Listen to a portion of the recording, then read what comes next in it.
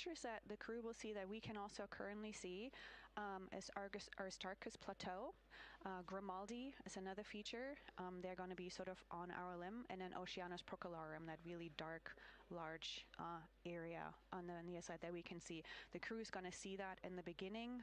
The more they fly around, the less of that they will see. So those are targets we will hear them describe early on in the flyby. Fascinating. Well, and the crew has been training for years for this day, and so we're going to hear them make a lot of calls about what they are seeing on the moon, and they're going to use a lot of interesting terms that I myself need some brushing up on. So could you walk us through a few of the things that we'll hear them use to describe the moon, like albedo, exosphere, ejecta, just some of those major terms we expect to hear from the crew? Yeah, of course. Albedo is basically a term of a reflectiveness of the surface. And so high albedo usually for the moon means bright areas, and low albedo means like darker areas. And so when you look into the night sky, you can see the high albedo areas are the white parts, and the low albedo ones are the darker areas. Ejecta is when you have an impact and it ejects or throws out material that then ends up on the surface, and you can see that as sort of rays or ray systems. So you might hear them describe, oh, I can see Ohm, for example, with its rays. It has an isometric rays coming out, and so we are excited to hear them describe that. You might hopefully hear stuff about color or color hues, and so if they can see any changes in those color hues from like white to gray to maybe brownish, we're excited to hear about that.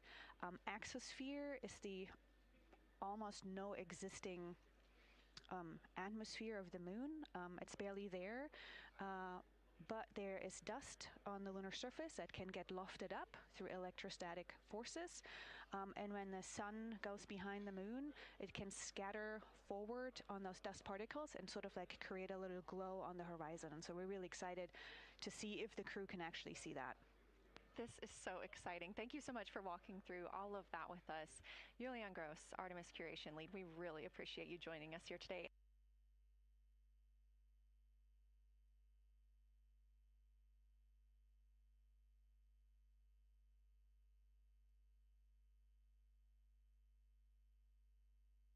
Spacecraft as we get closer and closer.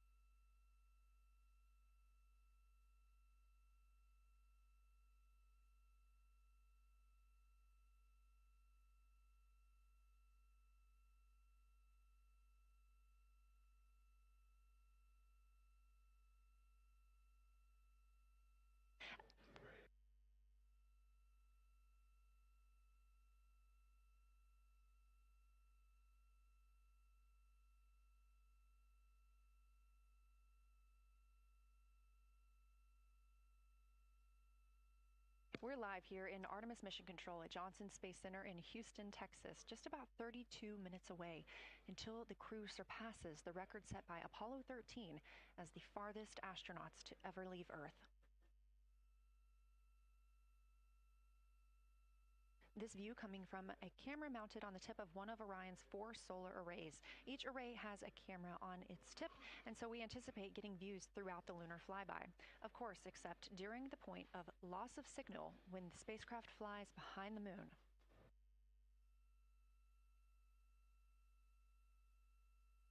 Inside the cabin, the crew are configuring the inside of Orion for today's flyby, making sure they have everything just where they want it to help them take the pictures that they are aiming for the science team here on the ground. Coming up in just a few minutes, we will have a pre-lunar flyby conference. During that Lunar Flyby Science Crew Conference, our science officer here on console, Kelsey Young, will be speaking directly with the crew members about their targets, about their goals for today, what they expect to see, and what we are hoping to hear from them.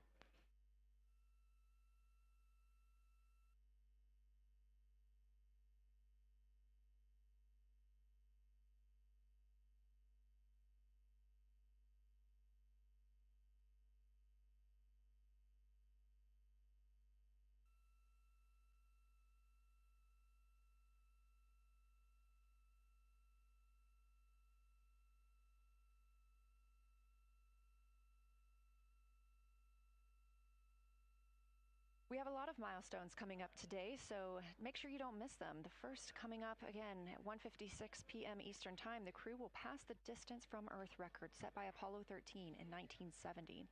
At 2:45 p.m., lunar flyby officially begins. The crew will have that time on their schedules to begin photographing and providing audio recordings of what they are seeing on the moon. At 7:02 p.m., Orion will make its closest approach to the moon, approximately 4,070 miles away. Of course, all of these numbers are going to have to be confirmed following the flyby. These are estimates, and we are working with orbital mechanics. At 7:07 p.m., Orion reaches its maximum distance from Earth, approximately 252,760 miles away from us all. At 8:35 p.m., the spacecraft will enter a solar eclipse. The crew will become the first to see a solar eclipse from the moon.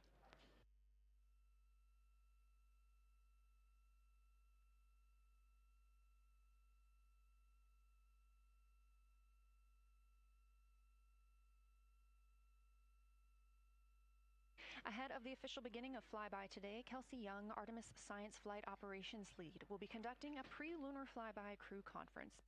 She will give information on camera setup, remind the crew of their intended targets, answer questions from the astronauts, and more. Young will help the crew set their targeting timeline, which counts down the time they have to image each target and what they'll be capturing next. She'll also remind them that the ground team will be calling for science sit-reps, also known as situation reports. Those are essentially call downs to report what they've been observing. They'll continue to do this even through their LOS, their loss of signal, as those communications will come down later on after they reconnect with us on Earth.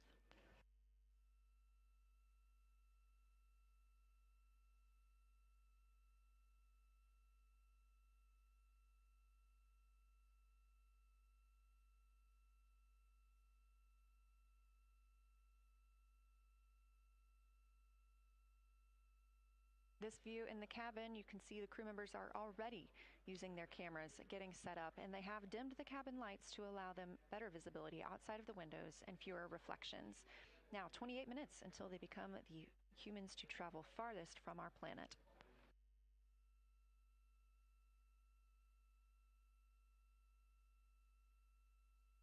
Houston Integrity, we are ready for the conference on your call.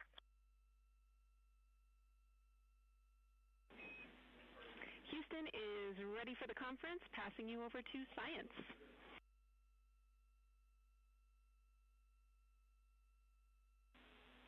Good morning, crew. This is Science. We couldn't be more excited for a full day of lunar and planetary observations today, the first one in over 54 years. How do you hear me?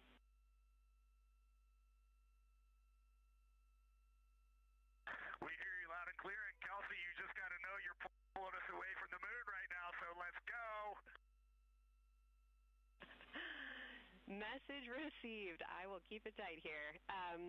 I did just want to start with a thank you on behalf of the Lunar Science team and the entire lunar and planetary science community, of which you are absolutely a part, for what you've already done in this mission and what you're going to do today to inspire the next generation of scientists. I have to say Moon Joy is the new term that's already become our team's new motto, so thanks for that. In this conference, we'll cover hardware and config reminders, and then I'll just briefly, as you said, cover today's science plan. I'm assuming you already have your LTPs up. Confirm that, and I'll jump quickly into the cabin config reminders.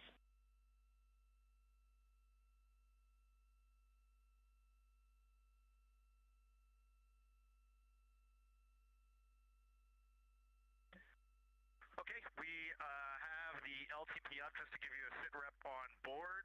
You've got Reed and Christina on one PCD, and Ike has his own, and Jeremy has his own.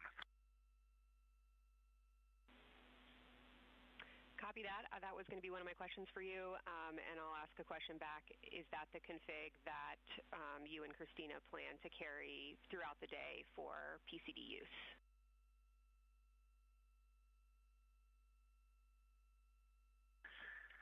Negative, Kelsey. Our plan for PCD use is we have run the power cables to Windows 2 and 3, and we are going to leave one PCD. The yellow PCD will be in window 2, and the green PCD will be in window 3, and we will do that the whole day. And then the red PCD will be a rover.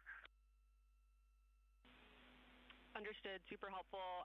Recommend when you guys switch in and out of PCDs to add your initials to your OneNote annotations, just so we can keep track of whose is who. And then given that you have 3 PCDs instead of 4 for the data transfer at the end of the day, recommend making a new subdirectory entitled For Science for your own photos, or with your initials, that we can keep track of which pictures came from which flashcards.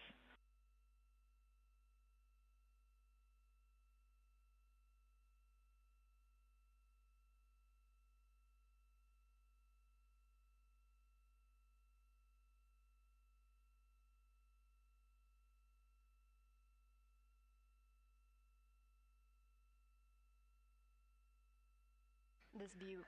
So, Kelsey, I just want to here's what we're doing. We have community cards in all cameras on board, and then when each astronaut approaches their camera, the intent is they will put their card into that camera for photos and then put the community card back in at the end of the session. But just know it is harder to manage cards than we thought, and we don't want to miss science, so it might end up a bit more disorganized. Understood. Thanks for that essay.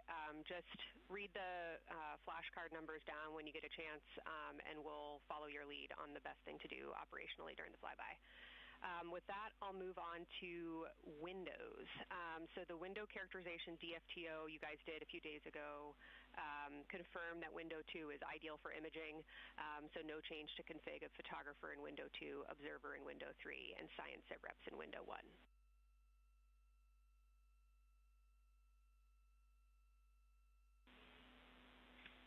Coming up on the handover. Be back with you shortly. Hang on, Kelsey. The way we have it configured, tell us if this is going to be wrong. Window 2 is the long lens with a shroud. Window As you heard, Science Officer called to the crew. We are now in a handover time period. We will regain communications with the crew very shortly. These are tracked, and we are currently on the Deep Space Network. This is the first time humans have used the Deep Space Network in over 50 years, given that we currently use the Tracking Data Relay satellite systems for the International Space Station.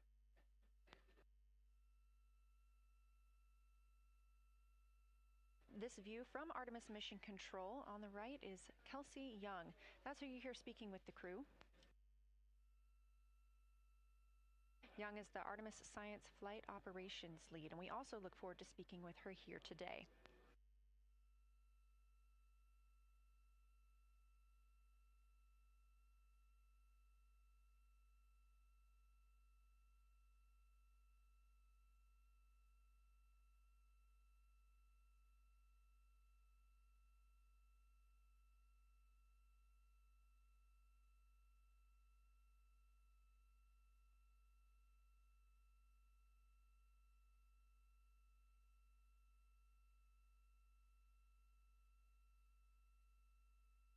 Again, we are just about 22 minutes until we reach the Apollo record. We are in a handover of satellites with the crew aboard Orion. The T-shirt shroud for the Z9 and solar, and then window 3 will be for visual observations, and window 4 is for floater.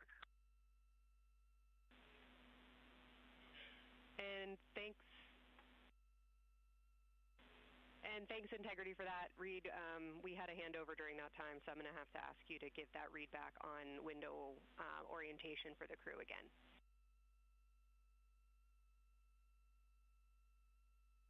Okay, we are happy to change it, but the way we have it configured right now is window 1 has a T-shirt shroud for the Z9 for solar.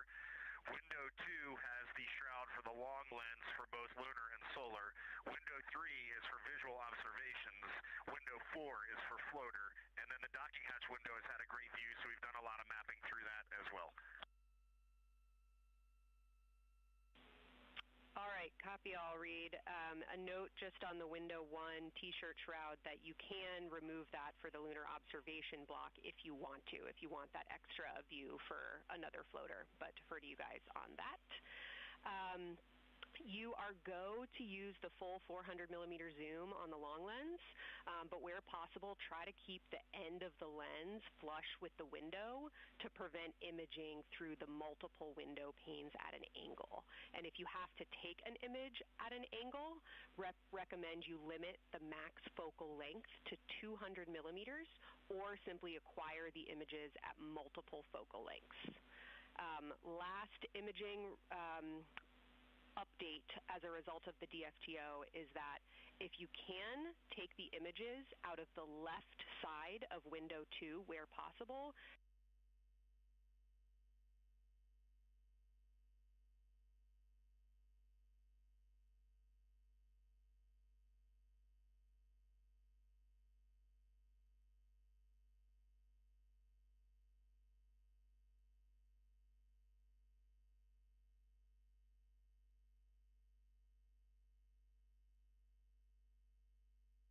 to tag imagery that you are wanting to follow up on using the FN3 button on your camera.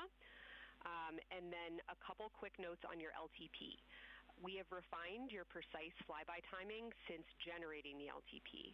Optimus has the correct timing for the LOS and AOS, but the LTP identifiers for LOS and AOS are roughly 2 minutes later than they will be in reality.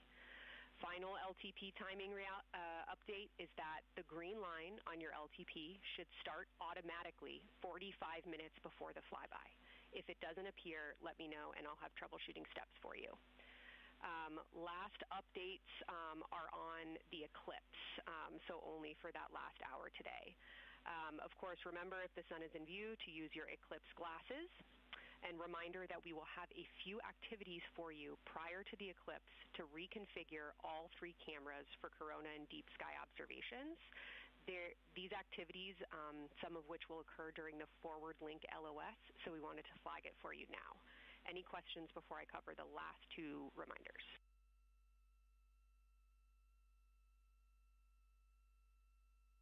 No, we have no questions on that.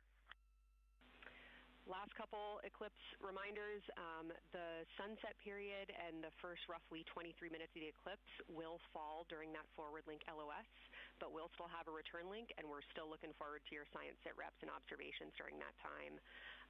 And I do have a reminder for you on your preferred starting config for the eclipse in terms of role responsibility. Let me know if you want me to read that up or if you guys have that in your minds already. And if no other questions on config, I'll give you a few science-focused reminders.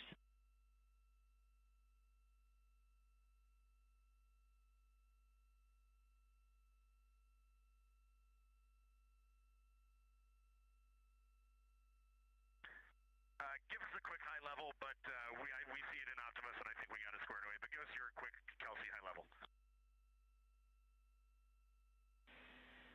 Okay.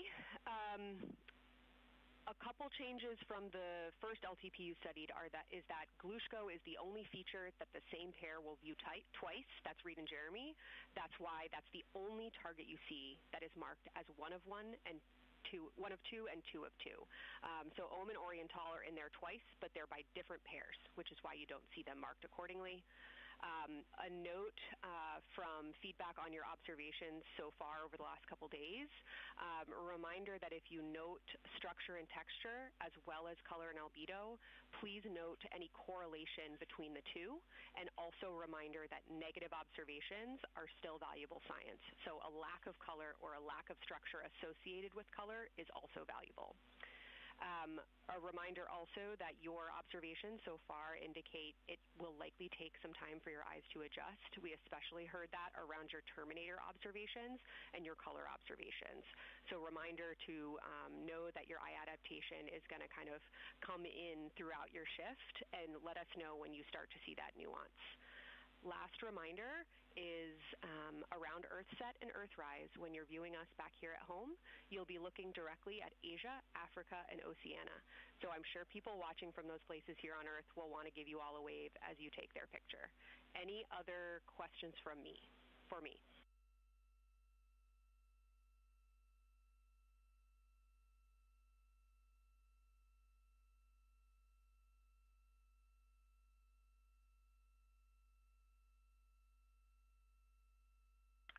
And Kelsey, hey, when you're talking window 2 left and right side, just can you say towards window 1 or towards window 3, and then we'll know that we are talking the same language? Absolutely. So I mean that the side of window 2 closest to window 3 is preferred for imaging.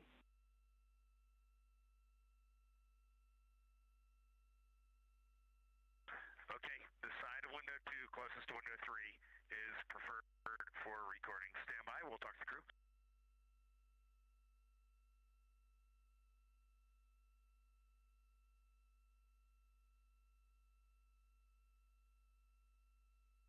Again, we are in our pre-lunar flyby science conference with Kelsey Young. Kelsey Young is the Artemis Science Flight Operations Lead, speaking with the crew aboard Orion. They've been training for this moment for years, and this is their last opportunity to get some further pointers and information. Kelsey, for the T-shirt shroud, what window does the science team think will have the best view? Is it window 1 or window 4?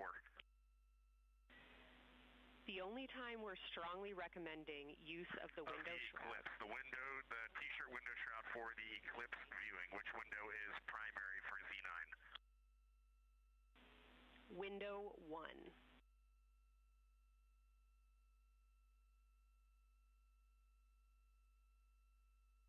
Okay, awesome. So we have got that all set up. And just to be 100% sure, window 1 is the most port window by the food warmer. Window 2 is right in front of seat 1. Window 3 is right in front of seat 2. And window 4 is on the starboard side by the side hatch.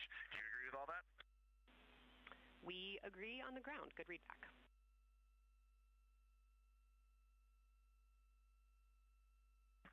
Okay, that's awesome. Kelsey, we're going to close with happy words. It's just incredible. I wish you were up here to see all the smiling faces, to hear all these terminologies being thrown around, and we are just fired up to get started on this day. Let me pass the mic around if anybody has anything to add. Kelsey, it's so great to hear your voice on the loops. I just want to channel everything that you guys are probably feeling right through my eyes and heart. It is awesome to see the side of the moon. You guys made us excited for this day, and we couldn't appreciate it anymore. And we are ready to hopefully deliver on all the awesome training you guys have provided. I would just add, Kelsey, it is blowing my mind what you can see with the naked eye on the moon right now. It's just unbelievable. Kelsey, and to the whole Lunar Science team, all of you, all the work you put into this, we're just grateful. Can't wait to get going. And thank you for the tipper, for Carol Crater, and for Integrity. We can see them, and we've imaged them, and can even see with the naked eye. Quite impressive. Thank you so much.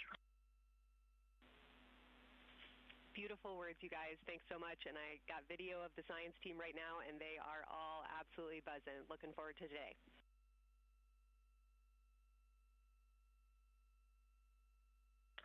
Okay, we're heading into the timeline. Cheers, guys.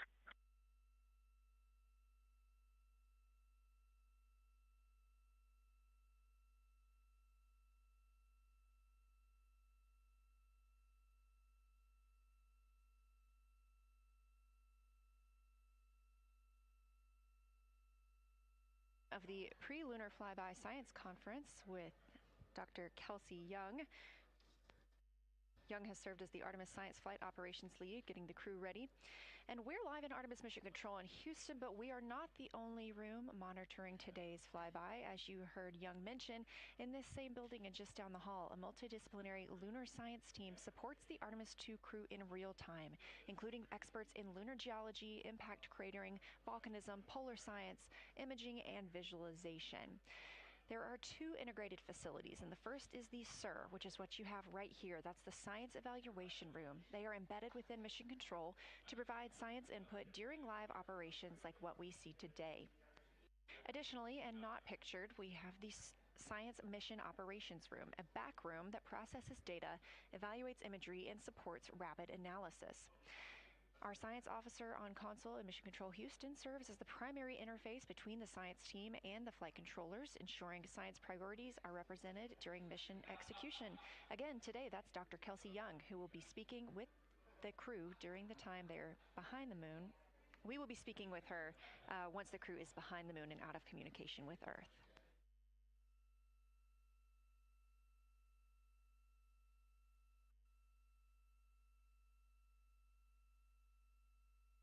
Back inside the Orion spacecraft on your left, closest to the camera, NASA astronaut Christina Cook. To her left, NASA astronaut Reid Wiseman. To his left, Canadian Space Agency astronaut Jeremy Hansen. And all the way in the back, NASA astronaut Victor Glover, our Artemis 2 crew.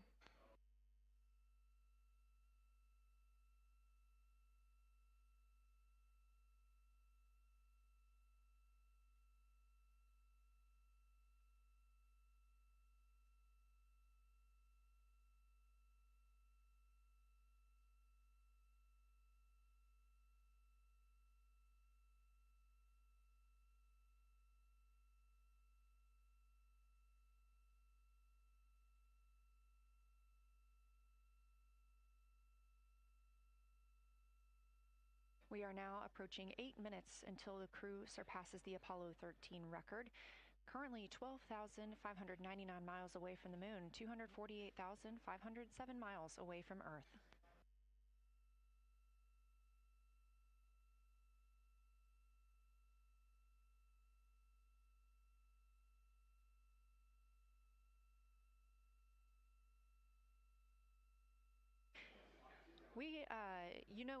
You may also hear the Orion spacecraft referred to today as Integrity. This was named by the Artemis 2 crew. It is Integrity crew, we have Reid's family in the viewing gallery. You're welcome to say hello.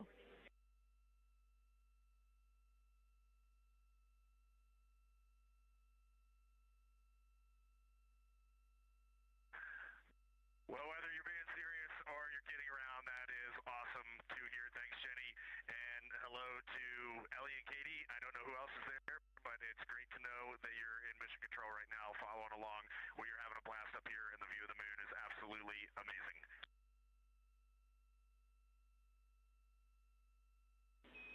I'm seeing a lot of hearts come out of the viewing gallery and even more smiles. Thanks, Reid.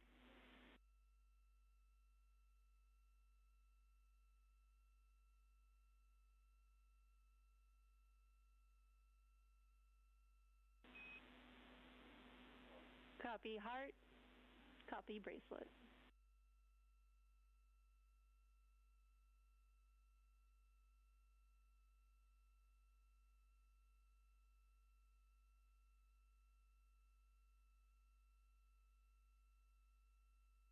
that call from Capcom Jenny Gibbons, Canadian Space Agency astronaut and Artemis 2 backup crew member, letting Reid Wiseman know that he has family here to support him today in the Artemis Mission Control viewing room.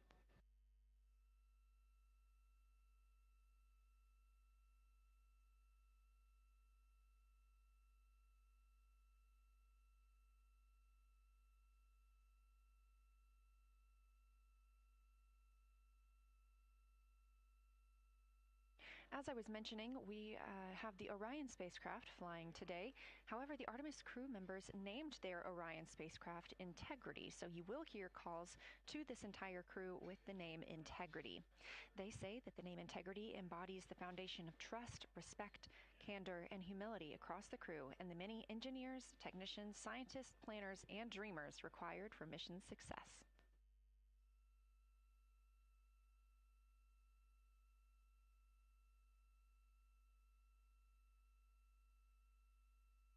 This view live from the outside of Orion as we continue preparing for our lunar flyby, now less than 5 minutes from surpassing the record set by Apollo 13 astronauts for the farthest humans to travel from Earth.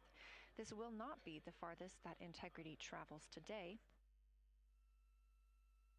They will continue until they reach approximately a distance of 252,760 miles. That would be about 4,105 miles farther than Apollo 13. However, these numbers are our targets, and we will get confirmation on those numbers as soon as we possibly can and share them with you all.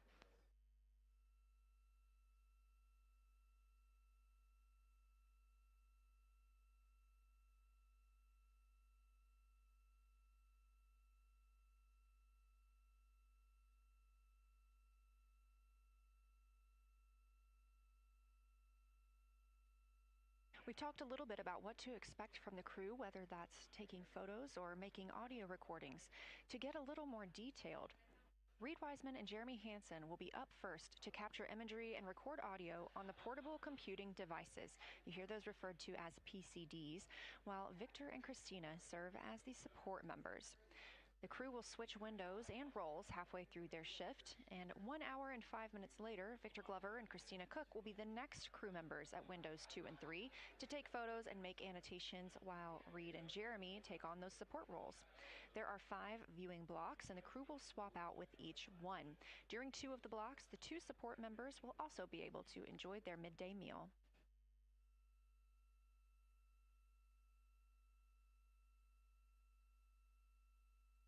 At least 3 times per block is a science sit rep. Again, situational report. This is partially an operational status, reporting back if they missed any targets or gotten any specific ones.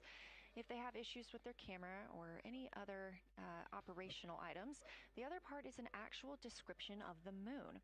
This task is done by one of the support team astronauts, so that's not the crew currently taking photos or making annotations, but they do have windows 1 and 4 that they can float up and provide that information from. If you watch the entirety of the flyby, you'll also notice the crew will be photographing some targets multiple times to get observations in different lighting conditions. This is due to Orion changing their location throughout the flyby.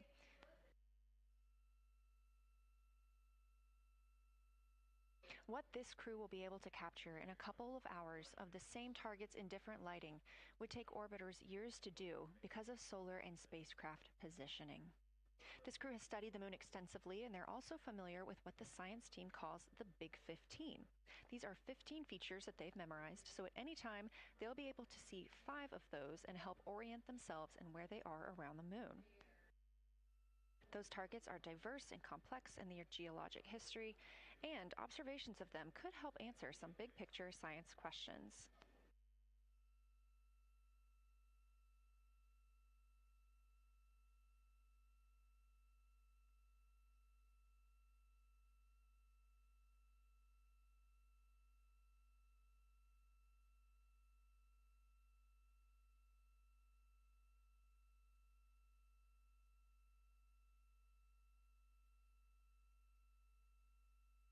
If you've been following the mission, you can see that the configuration of the cabin is a little bit different than what it looked like on launch day. After ascent, the crew were allowed to reconfigure their spacecraft, and you can see that they've taken down seats. They have also taken away footrests. This gives them more opportunity to move about the spacecraft.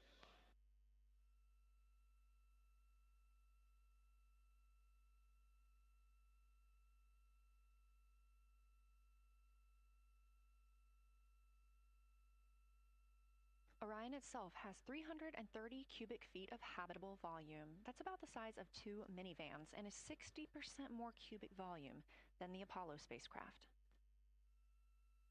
We are standing by for the Integrity crew aboard Orion to surpass the Apollo 13 record.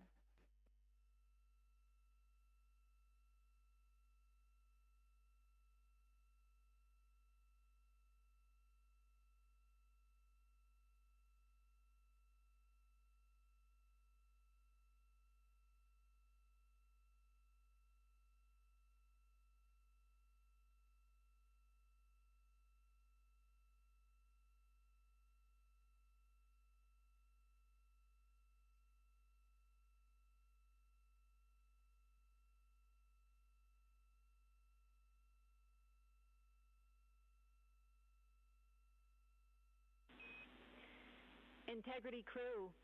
On April 15, 1970, during the Apollo 13 mission, 3 explorers set the record for the farthest distance humans have ever traveled from our home planet.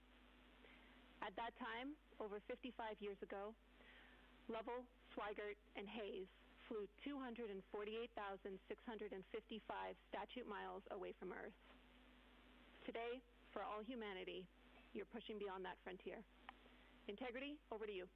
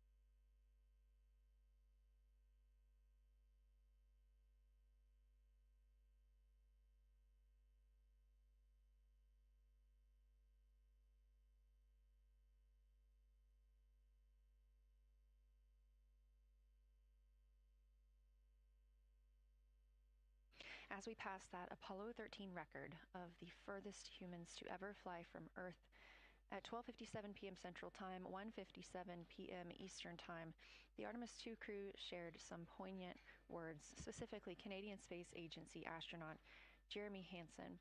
The crew also called down 2 craters not yet named that they would like to name. One, Integrity, in honor of their spacecraft, which they have named. That's near the Ohm crater. Another near Glushko, which is a bright spot, named Carol, in memory of Reed Wiseman's wife.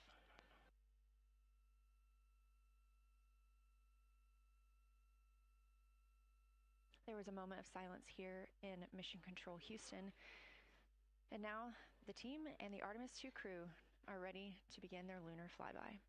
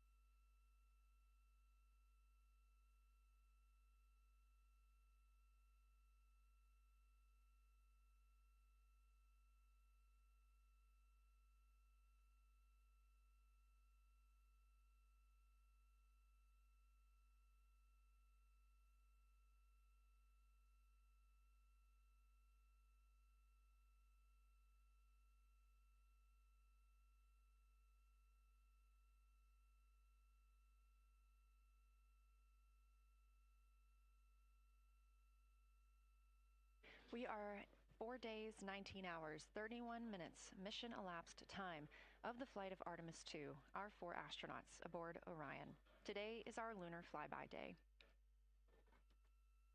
The spacecraft is currently about 12,000 miles away from the moon, and you can keep up with the distance from Orion to the moon and Earth by visiting nasa.gov/trackartemis, or you can just stay with us here because we're going to be telling you throughout the day. They are currently 248,834 miles away from planet Earth.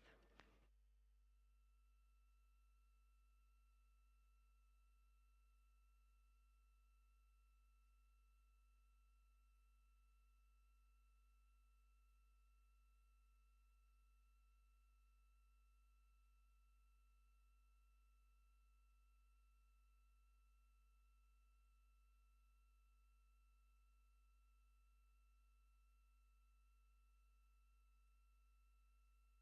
You heard some calls down to Science Officer Dr. Kelsey Young earlier about how they have configured the cabin so far. This is just a little bit more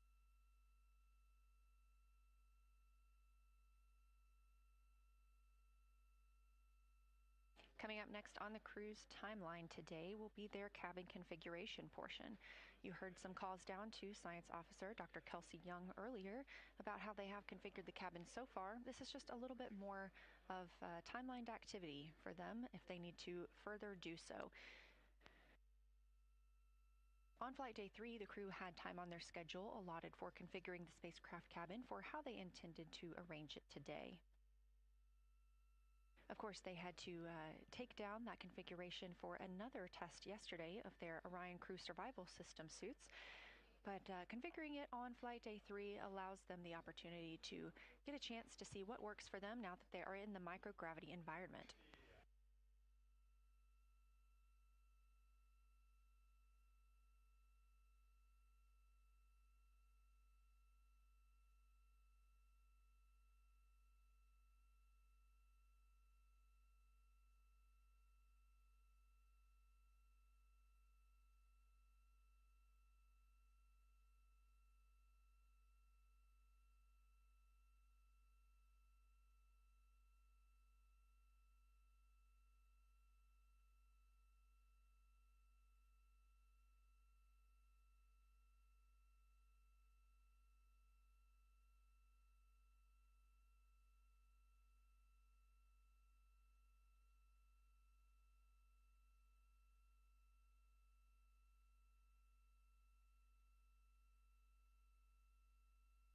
Again, the crew is about to begin their cabin configuration portion of their timeline, though they have been working that already, as well as potentially during their post-sleep period this morning.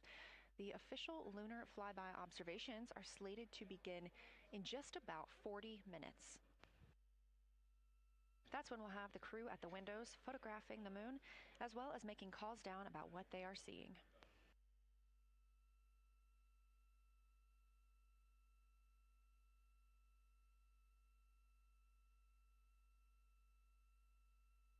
Again, we are live here in Artemis Mission Control for the duration of the flyby. Currently, the Orbit 1 flight control team is on console. This room is staffed 24/7 from the time before the astronauts step foot on the rocket until the time they are splashed down and are safely recovered in the Pacific Ocean on flight day 10.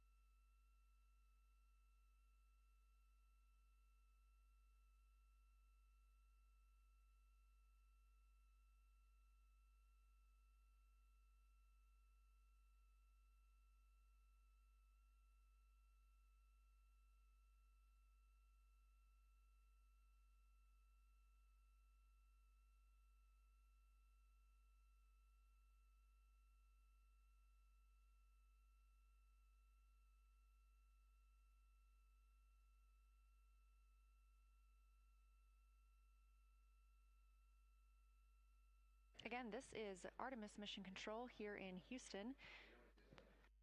We are now 11,777 miles away from the moon. We did pass the Apollo 13 record of farthest humans away from Earth at 12:57 p.m. Central Time, 1:57 p.m. Eastern Time. That distance, 248,655 statute miles from the Earth, continuing to be exceeded by the crew. They will reach their farthest distance from the Earth around 6:07 p.m. Central Time. At that time, they will be in an LOS, or a loss of signal, with us on Earth, as they'll be flying behind the moon.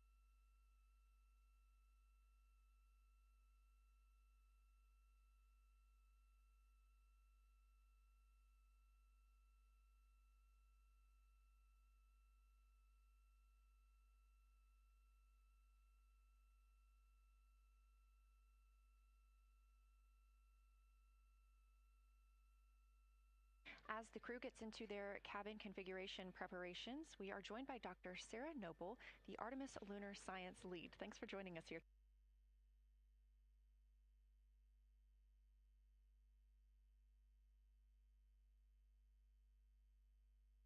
Sure. So I'm the Artemis Lunar Science Lead, so over the entire campaign, and my job is basically to make sure that as we have this big adventure back to the moon, we actually learn new things about the moon. Fascinating. So why is the moon such an important destination today? Yeah, so the moon is a pretty amazing place. It is a great place to learn about basic fundamental processes that happen on like all the planets, like cratering and volcanology. And also it is, part of our Earth-Moon system. And, the Earth recycles its rocks pretty well, right, through plate tectonics and weathering and whatever. Most of the rocks on the Earth are geologically young. But on the moon, we have the entire record that goes back 4.5 billion years since we formed. And so if we really want to learn about what was happening in that period, like the moon is really the only place we can go. We're also thinking about going back to the moon, and we want to go to the lunar South Pole. So what makes that such an interesting destination? Yeah, the South Pole is cool, right? It's far away from the places we went during Apollo. It's different kinds of rocks there, some of the oldest rocks on the moon. It's also a place where we think there might be resources like water. There are craters that really never can see the sun because of the low sun angles there, and they get very cold. And we think that water and other things can build up in those craters, and so we're very interested to see what that might do for us. I'm very interested as well. So for some of our viewers who might be new to this, what does lunar science look like during an Artemis mission? Yeah, it's pretty exciting for us as we have sort of built this from scratch to try to understand how we can best use the crew to support our science. And so, we've developed a system. We've got a team in place. We've got a back room here in this building called the SIR, the Science Evaluation Room. And there's in fact a back room to that back room over in another building here at Johnson Space Center where we've got our teams of scientists working really hard.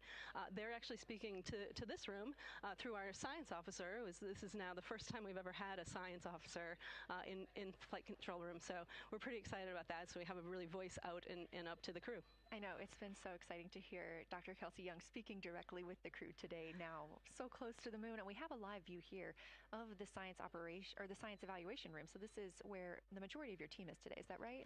Yeah, that's right. This is a big chunk of our scientists. You can see them in there now working hard, trying to get ready for the day.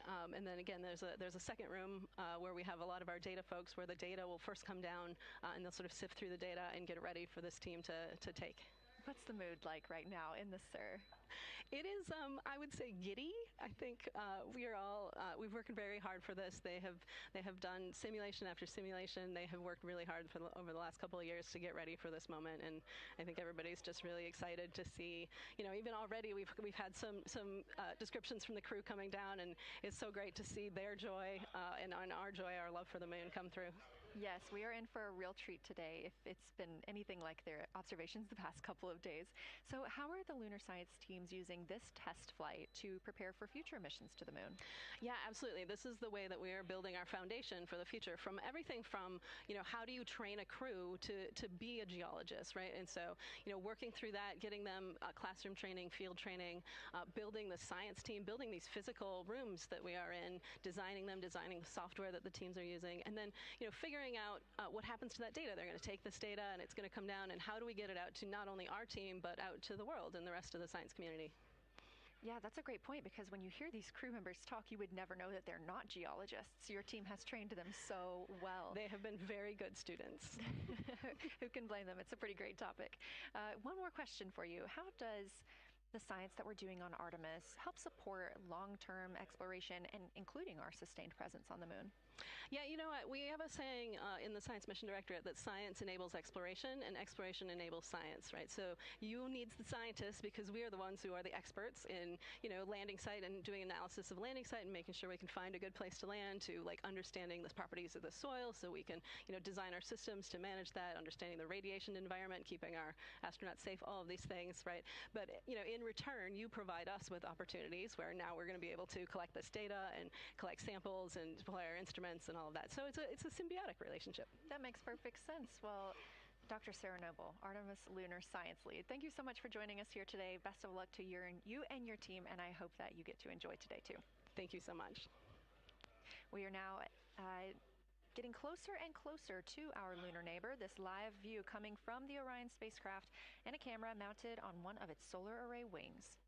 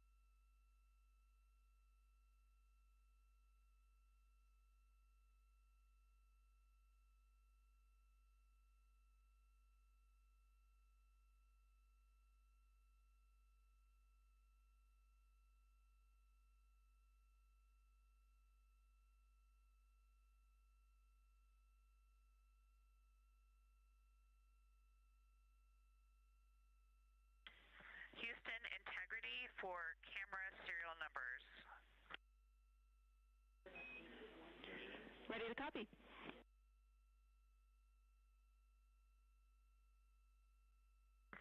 Hey Jenny, these are card numbers for the various positions. For the long lens on the D5, we will have individual cards. Victor's 1008, Jeremy 1019, Reed 1012, myself 1015. For the Z9, we will have one card that is dedicated for today, serial number 1007. For the cabin camera D5, we will have one dedicated card for today, serial number 1022.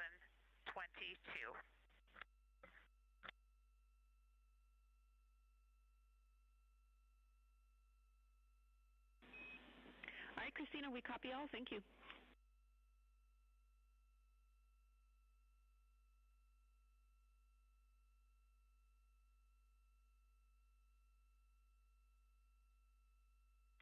We just realized that we have Earth out window 1 and Moon out window 2, and Earth out window 4 and Moon out window 3, and it gives you the best idea of scale we have had yet. The Moon is about 3 to 4 times the size of the Earth, and it is almost full, and the Earth is just a small crescent out there.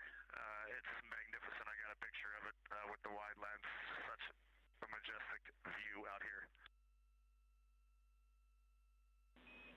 Amaze, amaze, amaze. Thank you, Reed.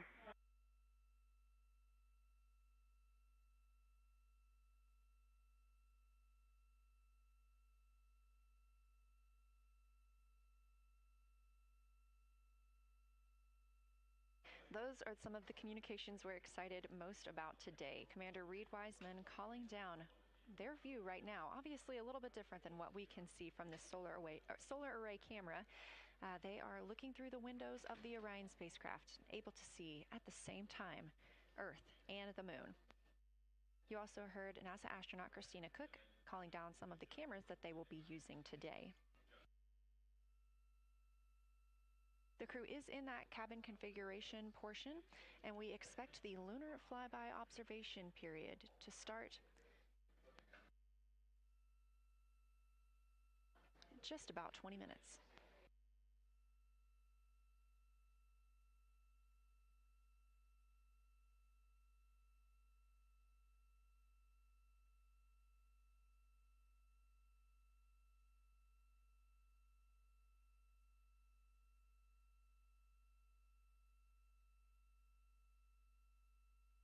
Checking in on Orion's distance and speed, they are currently traveling 1,071 miles per hour, 249,159 miles away from Earth, 11,293 miles away from the moon, and continuing to grow closer. At closest approach to the moon today, the spacecraft will be just about 4,070 miles away from the lunar surface. This will be during our loss of signal with the crew as they travel behind the moon, and we will await their return to get the official number for you for how close they come to our lunar neighbor.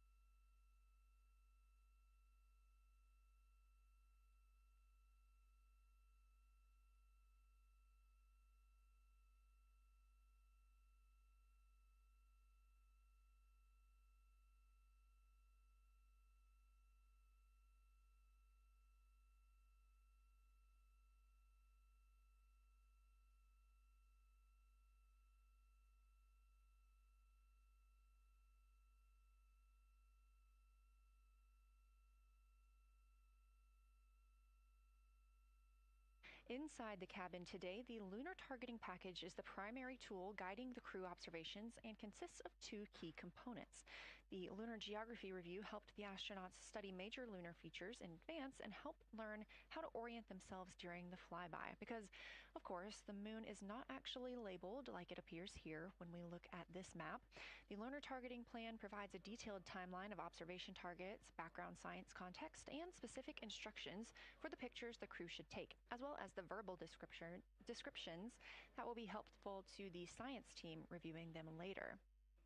This is a screenshot from their lunar targeting package and a screenshot specifically of that lunar. For attitude.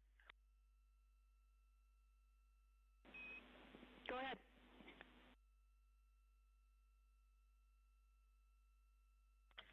Hey, Jenny. Understanding we are in final attitude now for the lunar flyby, would it be possible to pitch the vehicle down 5 degrees? That would allow us to get the D5 long lens flush and have the least amount of window distortion. We're checking.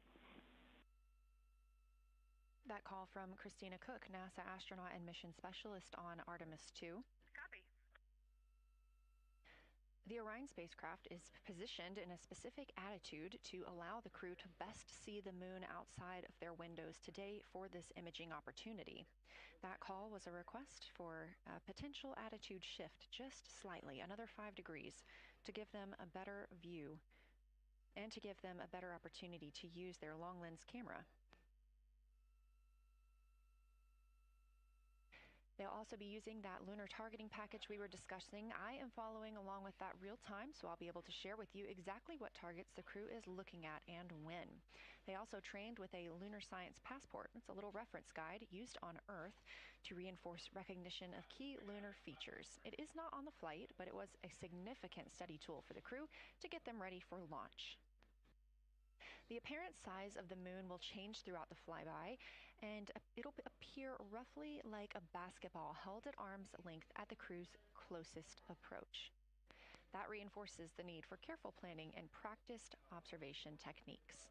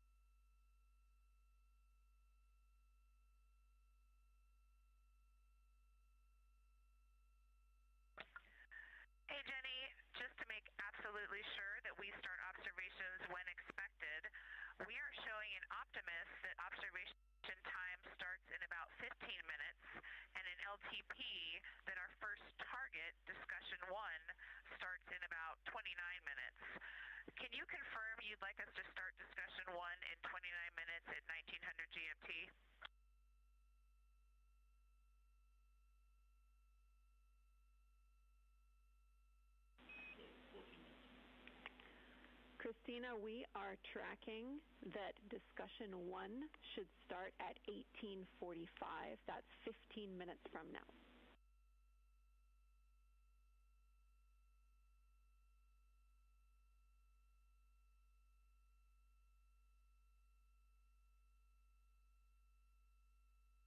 Okay, copy all. It may be a granularity issue with LTP, but understand that we start that observation in 15 minutes, and I bet when we get there, the green line in LTP will match the start of the white band for discussion 1.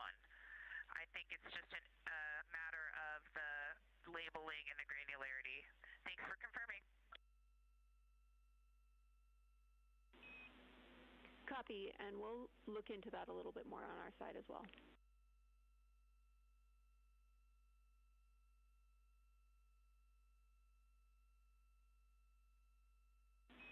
Christina, can you verify for us that your green line is moving on the timeline page of your LTP?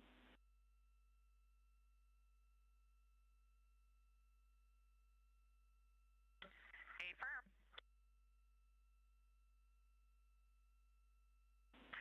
Jenny, I do think we're good. Looking closer, I see the labels are just not aligned with start or end times of the white visible bands. It fully makes sense now, so I think we are all set. We'll look forward to starting some observations in about 13 minutes. Copy. Thanks, Christina.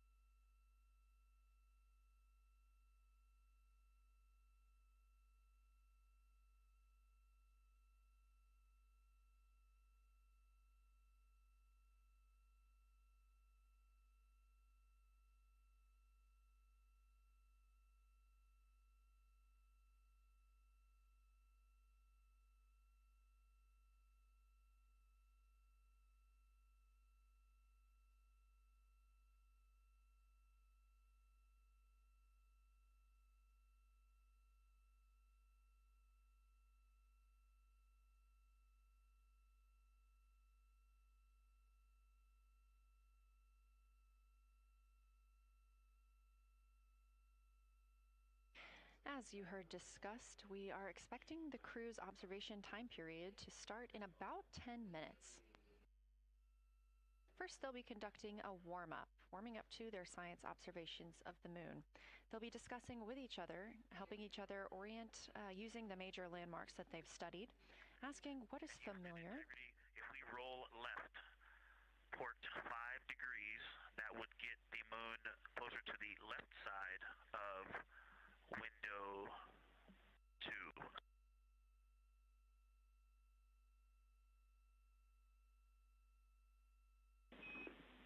Copy, Victor. We'd like to know if it's pitch and roll or one or the other.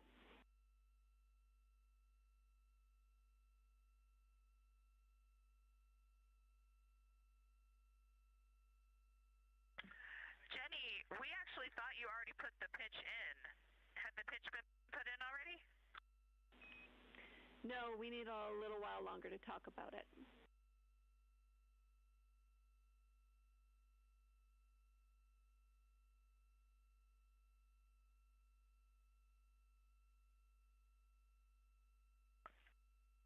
So Jenny, I guess what's happening is just as our orbit's changing, where it is in the window is changing, so maybe these fancy little adjustments aren't worth it. It's going to continue to move in the window.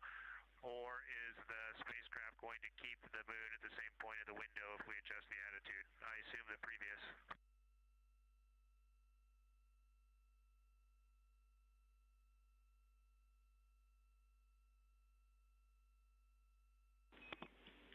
Right now, we are pointing the center of the window to the center of the moon with 2 degrees of deadband.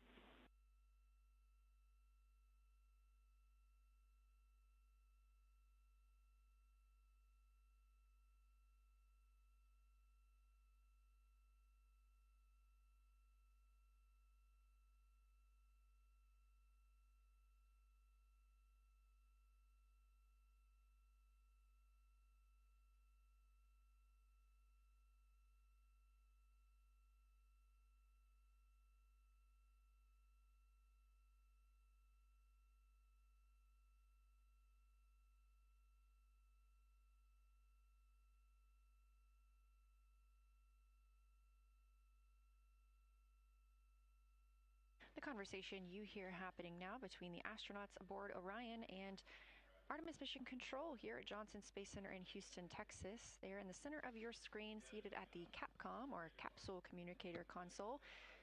That's Jenny Gibbons, Canadian Space Agency astronaut and Artemis II backup. She was also the lead Capcom for Expedition 63 aboard the International Space Station.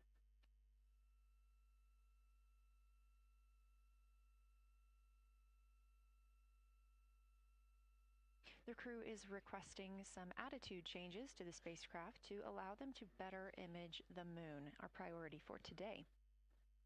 Of course, those have to be discussed on the ground before they are put into work aboard the spacecraft, so the team is taking some time to do so. You also heard Gibbons reference that we are in 2 deadbands. Deadbands are essentially keeping us in the lane in which we're traveling. If you're familiar with lane assist in your car, very similar in this case.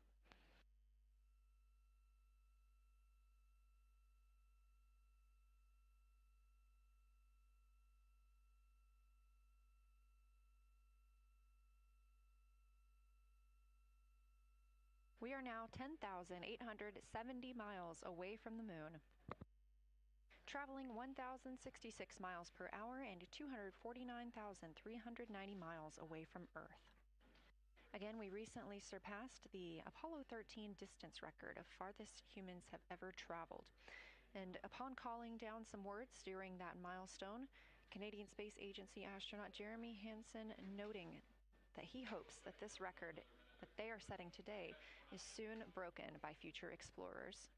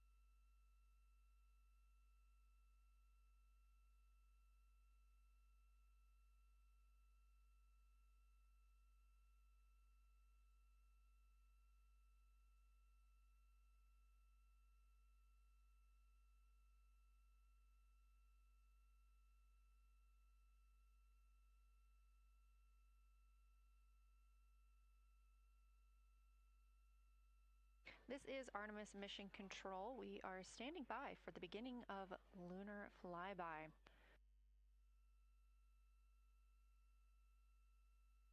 expecting that to start in just a few minutes when the crew will begin a warm-up discussion preparing for the day.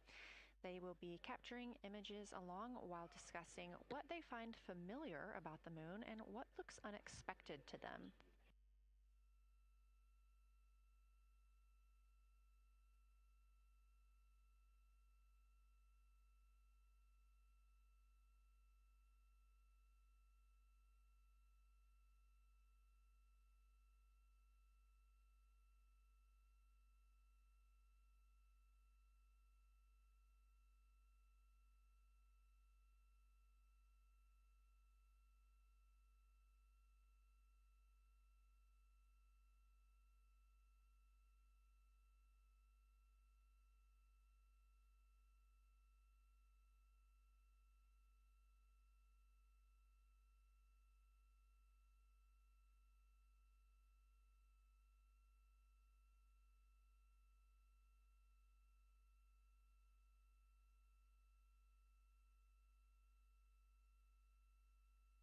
Again, just minutes away from the official start of Lunar Flyby, or when it is timelined for the crew. We are currently 10,726 miles away from the moon. This view on the left side of your screen coming from the camera on one of Orion's solar arrays.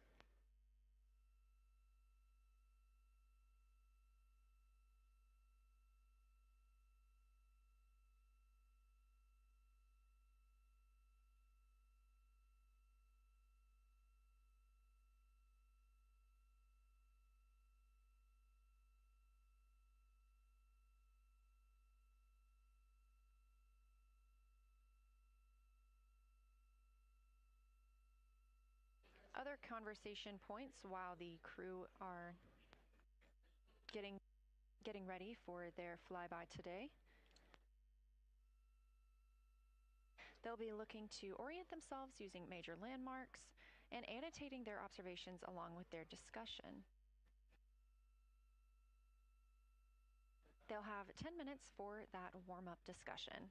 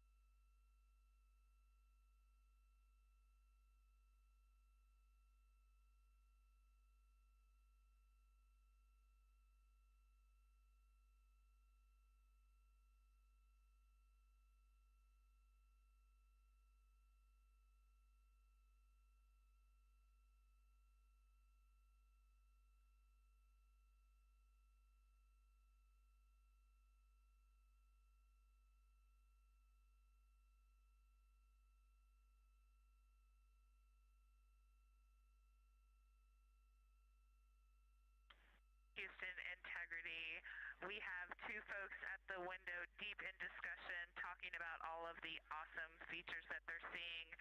We just had a huge moment realizing that Hertzsprung is about the same size as our incredible Oriental. We're really excited about this target that's kind of new to us. We're orienting on things like how we talk about albedo, finding some of the prevalent things that we're used to from all of our training, and just overall taking in this view. We also are noticing that the moon is still getting noticeably bigger as we go, even when you're watching it continuously. It's great to see these two guys get warmed up. We love the report, Christina. Thanks. And you nailed it on why we added Hertzsprung. As you'll see in the prompts, we're looking for comparisons to the comparatively much older Hertzsprung compared to the younger Oriental. Great words.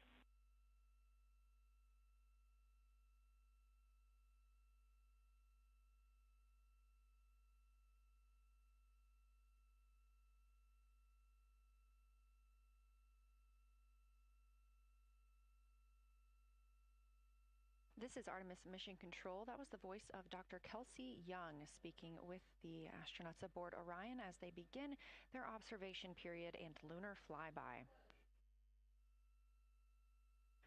NASA astronaut Christina Cook reporting their view of Hertzsprung Basin. The team here is looking for centered images of the basin at a full zoom, and they're hoping that the astronauts can image and describe the inner and outer rings. This is considered a degraded basin with a floor, rings, and ejecta compared to a younger Oriental basin.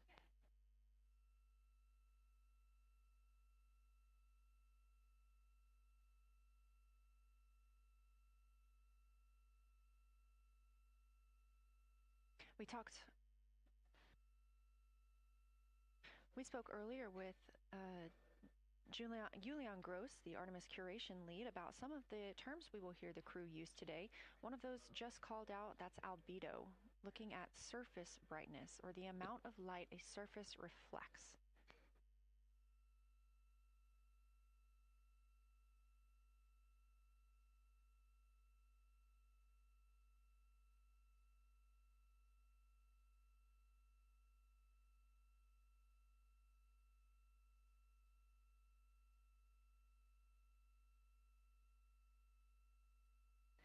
A few more terms that we hope to hear today during the crew's sit reps or situation reports include embaying. This refers to one feature that surrounds another. That usually is a higher relief feature.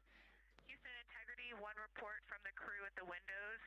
We can actually see the moon and Earth at the same time right now. It's interesting because the Earth looks way brighter, so the Earth itself seems to have a much higher albedo than the moon. We think this is independent of our eyes focusing because, of course, the Earth is much smaller than the moon in our view. So you could think that your eyes focus for the darker sky, and that it means that it only has apparent brightness more than the moon. But since we're seeing both in the same view, we do think that this can be inferred as the Earth as a whole has a higher albedo.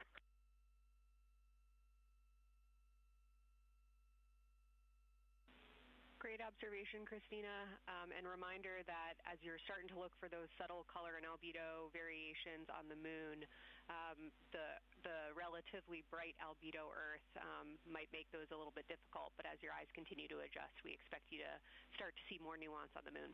Thanks.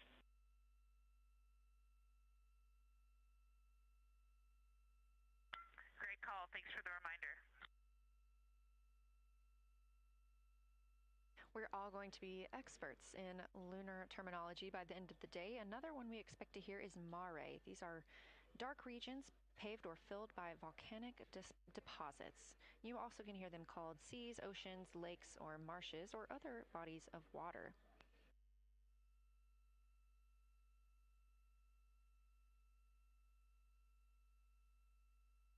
Again, we are live in Artemis Mission Control, but on the right side of your screen, that is the Science Evaluation Room, team members who have been preparing for this day for years.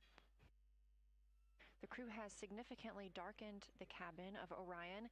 This allows them better views outside the windows and fewer reflections from inside. They reported being able to see the moon and the Earth out the same window at this time.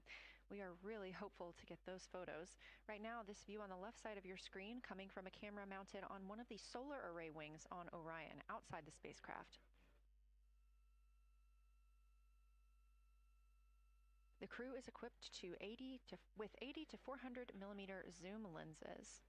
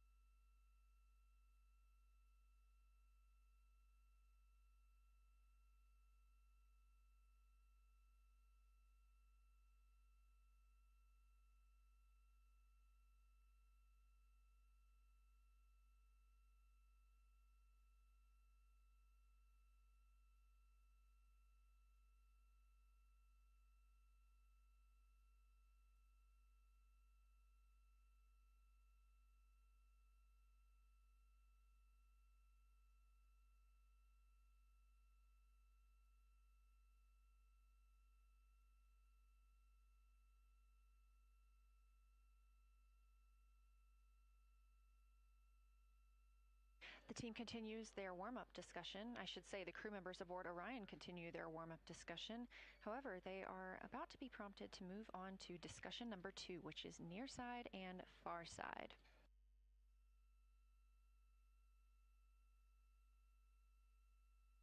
Some of the things that they are looking to capture, the ground has prompted them to photograph anything that stands out to them and to compare the near side versus the far side mare in color, albedo, topography, and texture. They also want the crew to compare the appearance of rayed craters in the near side mare versus in the far side highlands. Of course, a reminder that some of the items that the crew, or some of the landmarks the crew are seeing today, is the first time that humans have ever laid eyes on those portions of the moon.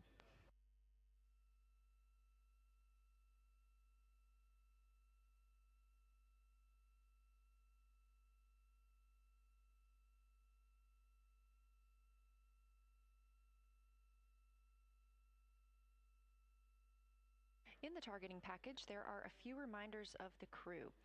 For the crew, there are time-sensitive observation reminders and science sit rep reminders. From integrity, we have sit rep.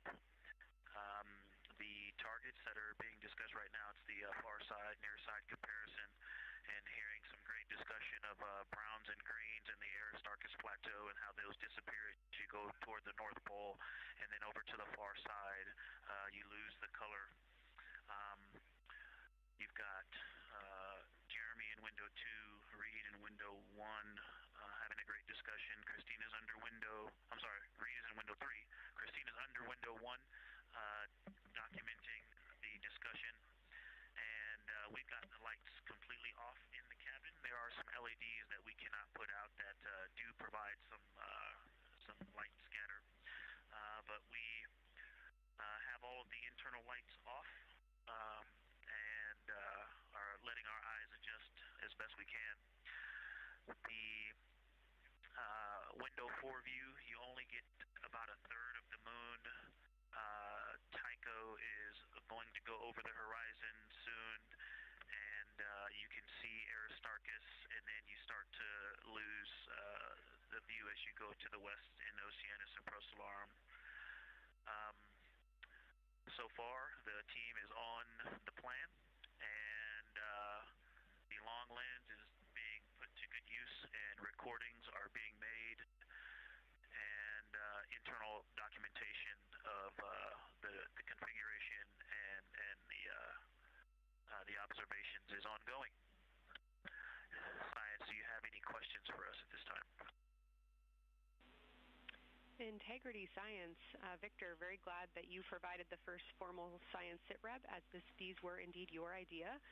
One follow-up question, any relationship between those browns and greens you described? Do you see them blending into one another, and do you see any topography associated with either color?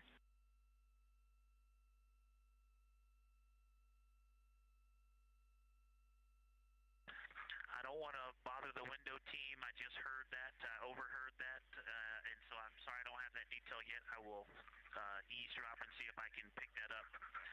I will try to answer that at some point. I also heard a comparison of the albedo in Aristarchus, that crater, the very high albedo spot you can see on the near side. There is a feature called, I believe, Burgess Alpha, that is equally or maybe higher albedo.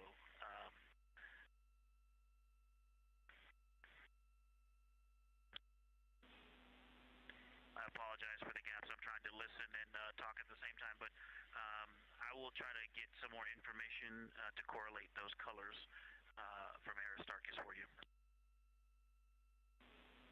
Understood, Victor, and good call to not bug the window team. Really like the brightness comparisons to Burgess A. Really helpful for the science team. Keep them coming. Thanks.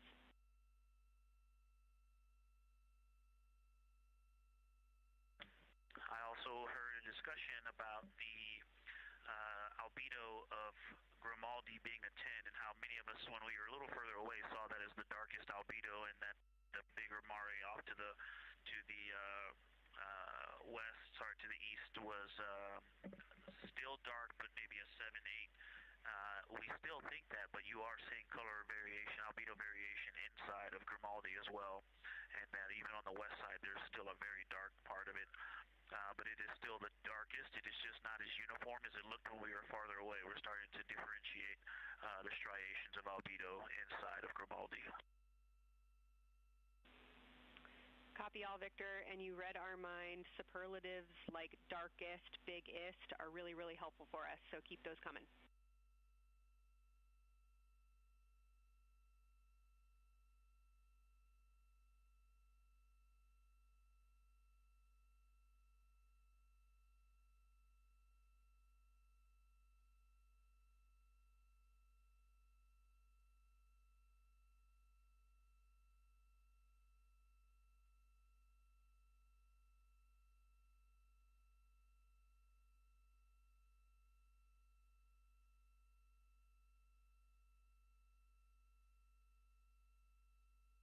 As we were just mentioning, the crew is slated to perform these science sit reps. They are prompted to do so by an icon in their lunar targeting plan. That one coming down from NASA astronaut and pilot of Artemis 2, Victor Glover.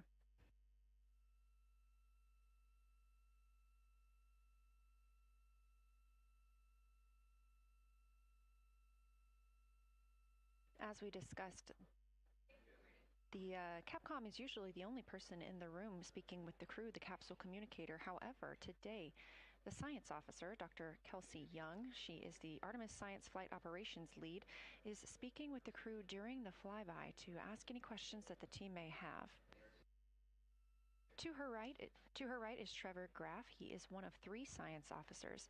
Those would be Kelsey Young, Trevor Graff, and Angela Garcia, who will also join us later for an interview.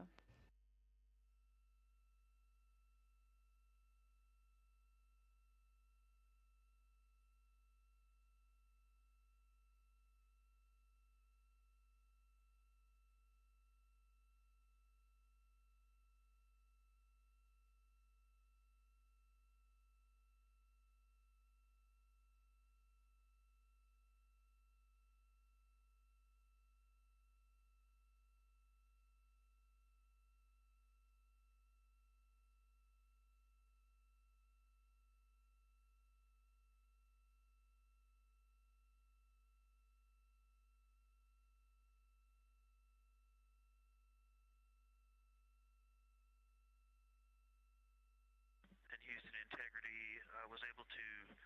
Science Integrity was able to get a view out of window 1, which is a beautiful view. I can see the entire moon that they're looking at. We left the t-shirt up there, so I was kind of peeking through the opening in the makeshift shroud there. And once I was able to get 2 eyes on it, what jumped out at me was Vavilov. It's just peeking out of the Terminator. It's clear of the Terminator now, but it just really jumps out because it's still got the low light, the low sun angle. And so where the, Vavilov has that impact over the top of another crater, where the 2 craters intersect on the eastern edge. So on the side closest to Oriental, where the 2 crater rings intersect, the shadow there is the highest peak in the interior of Vavilov, and so you can see that terrain is, there's some real variation in the terrain there, that there's a nice peak where those peaks intersect, where those rings intersect, and we'll get a picture of that. Love the description, Victor, especially the comparison and relationships you just described about topography. And if it's easier for your observations, do feel free to remove the t-shirt shroud from window 1.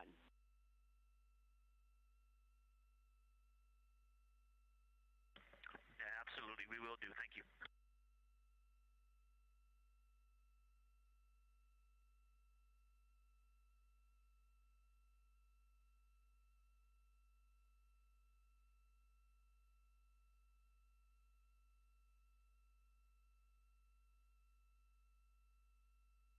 Those calls coming from NASA astronaut Victor Glover. As we discussed, the crew is working in pairs at the windows. Right now, taking photos are Commander Reed Wiseman and Mission Specialist Jeremy Hansen. Serving as their support team are pilot Victor Glover and Mission Specialist Christina Cook. You're hearing those calls from Victor Glover, as he is on that support team, and he is tasked with providing the science sit reps, while the two crew photographing and making annotations of the moon are in Windows 2 and 3. Windows 1 and 4 are available for the support crew to fly up to, obviously look at the moon themselves, and provide these science situational reports.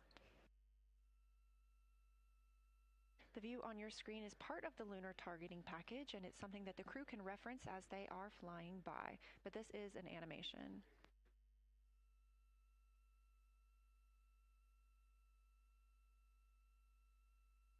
You also heard Glover mention Oriental. Oriental is a major feature that the team is interested in today, and it's known as the Grand Canyon of the Moon.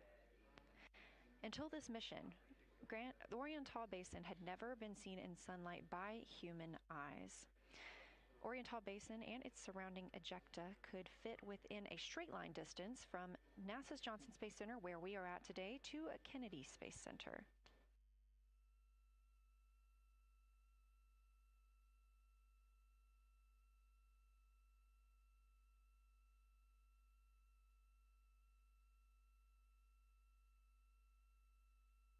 This a live view in Artemis Mission Control in Houston, Texas, where the teams are monitoring all systems, not just for today's flyby, but on the spacecraft themselves.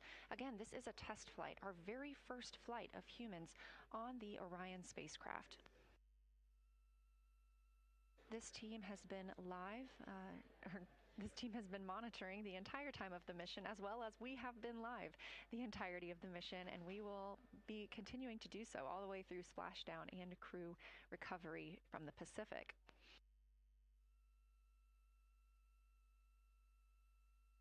This is a visualization from ARROW, the Artemis Real-Time Orbit website that you can also access at any time by visiting nasa.gov/trackartemis, showing us that we are now under 10,000 miles from the moon, 9,948 to be specific, and continuing to count down.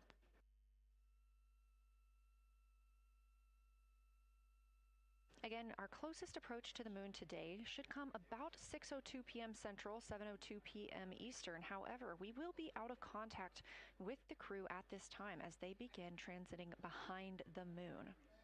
At that time of closest approach, the distance from Orion to the lunar surface will be about 4,070 miles. Of course, these are estimates at this time, and we'll be sure to provide you with the official numbers once that closest approach has been reached.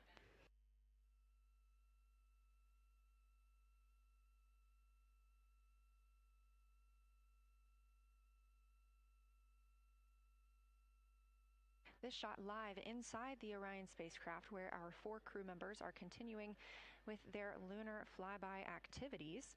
They have just begun those activities really about 20 minutes ago, so we've got several hours of moon view opportunities. This is still a live view inside that capsule. However, you can see just how dark they have turned down the lights. Actually, they've turned them all the way off.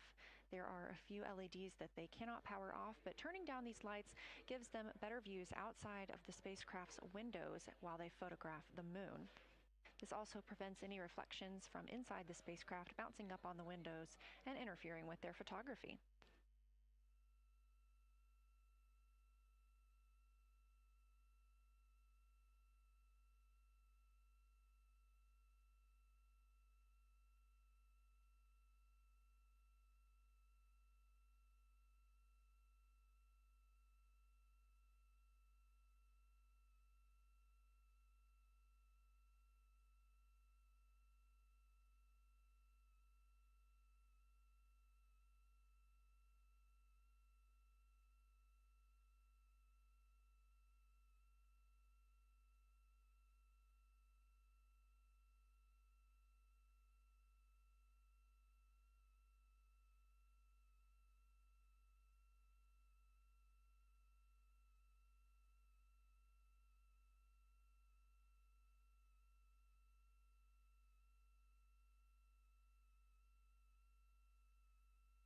as we were previously discussing, the crew members are serving on teams. The first team being Commander Reed Wiseman and Mission Specialist Jeremy Hansen at the windows photographing what they see. We heard reports earlier that they could see both the moon and the Earth in the same view, and we are looking forward to seeing the moon and the Earth in the same view as well. That Earthsat coming up in just a few hours. While Wiseman and Hansen are at the windows photographing, Glover and Cook are serving as support crew. They are able to assist with cameras. They are also providing those situation reports, letting us know how the team is working inside the spacecraft, what they're seeing, and how they're feeling about it.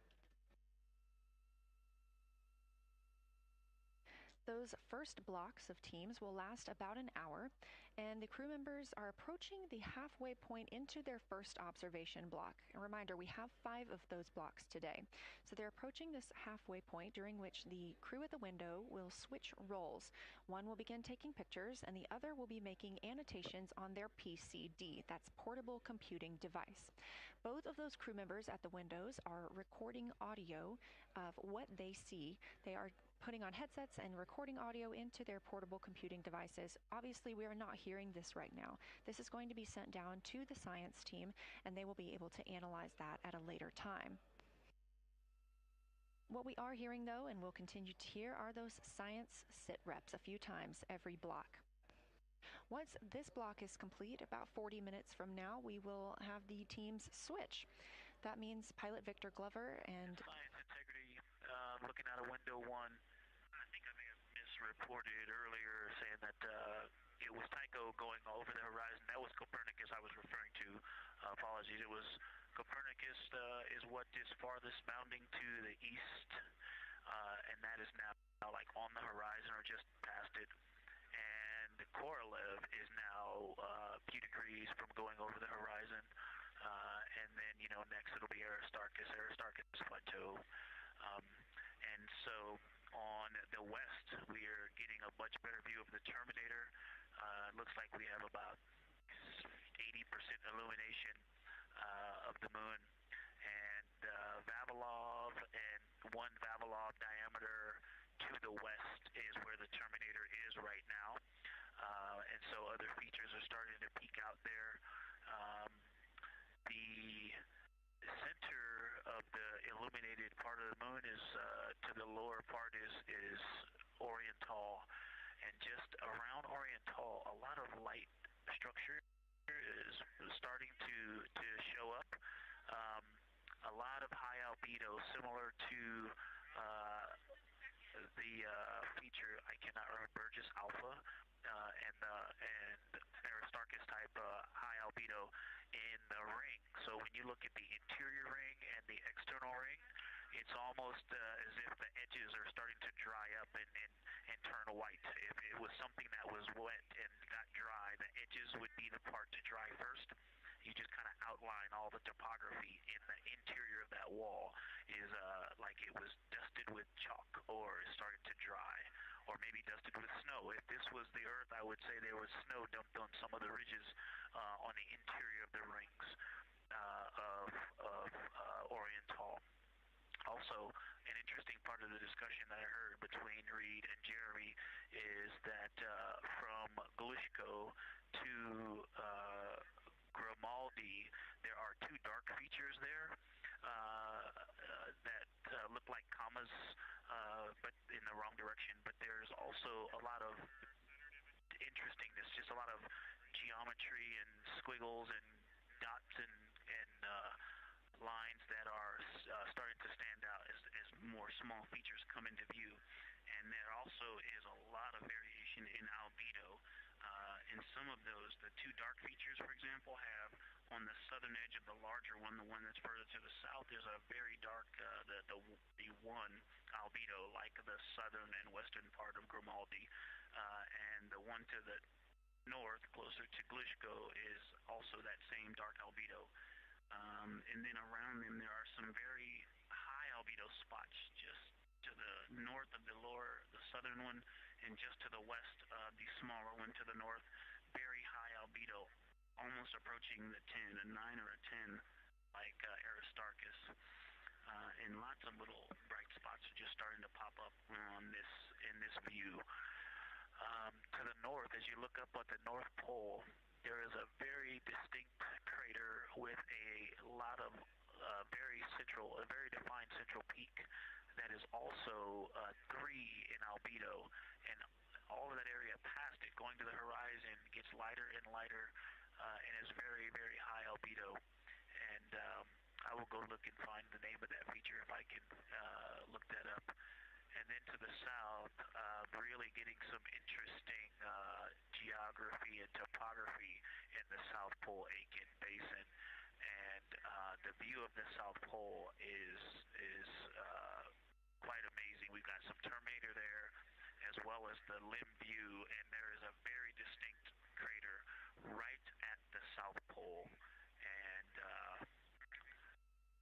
I'm going to go look up, I don't believe that is Aiken, but I'm going to go look up the name of that one because it's also giving a lot of good topography due to the shadows that I'm seeing. But that's, I was trying to bound the view that I'm seeing for it and got distracted by all of these interesting albedo variations that are popping up in the interior. But that's the view that we see just a Babylon diameter to the west beyond is where the Terminator is. Just beyond, I think Copernicus is the easternmost feature that we can see. A very nice ringed, very nice structure crater to the north with a great high albedo central uplift to the north, and the south is dotted by a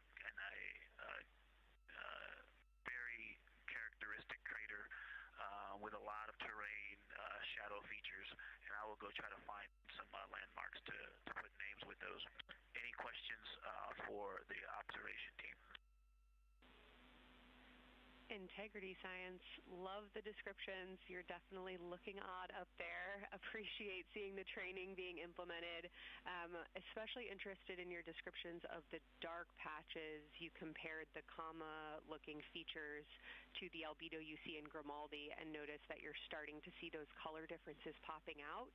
Any observations you want to make, especially when you get on, the PCD in a little bit, would really help us tease out the differences in those dark mare deposits. Great description, Victor. Keep them coming.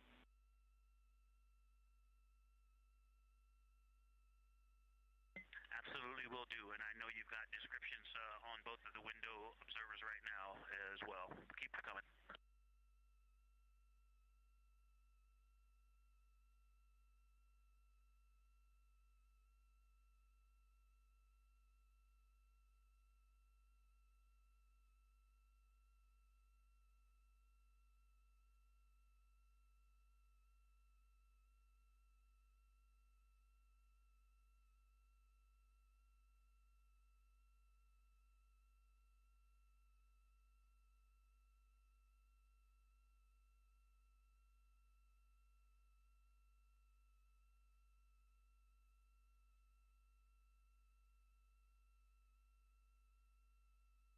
Great evidence of how well trained this crew is by the science team.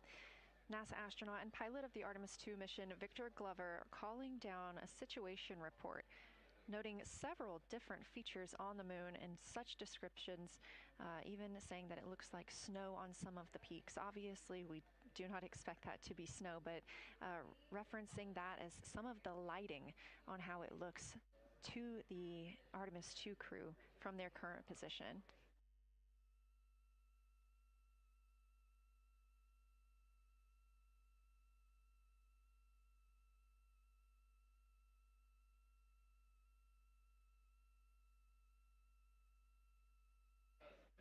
The team is slated to be switching their positions at the windows now.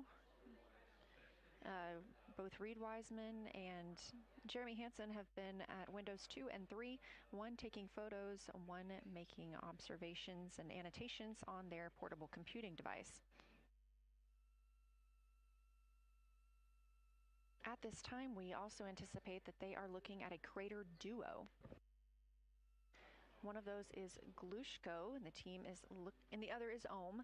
The team is looking to know the extent of Glushko's ray system and how its rays differ in the mare versus the highlands. They also want the team to compare the ray systems of Glushko to Ohm.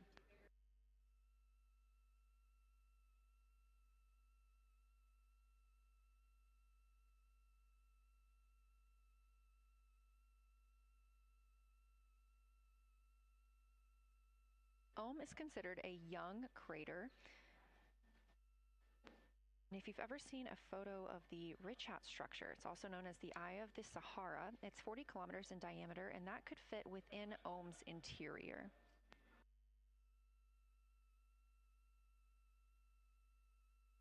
The team is specifically interested in descriptions of that ray visibility, including the color, albedo. Remember, albedo is the brightness or the surface reflection, and the reach.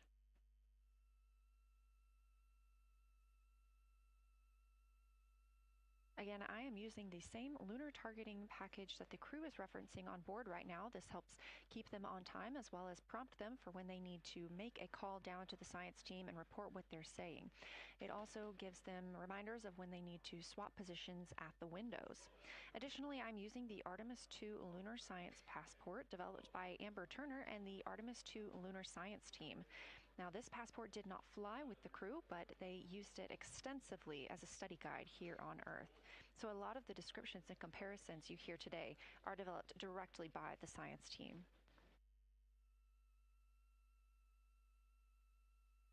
We are now 4 days, 20 hours, and 43 minutes. Science, integrity, that crater to the north, that is, it's like we've got one in the north that looks like just a textbook crater, and one on the South Pole as well.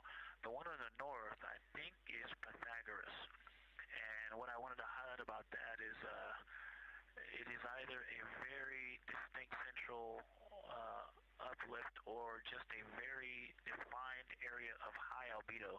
If a majority of the crater, especially the floor of the crater, is, say, an albedo of 5, this center, and gosh, only a tenth of the diameter of Pythagoras is an albedo of 2, maybe 3, but it is very bright and it stands out.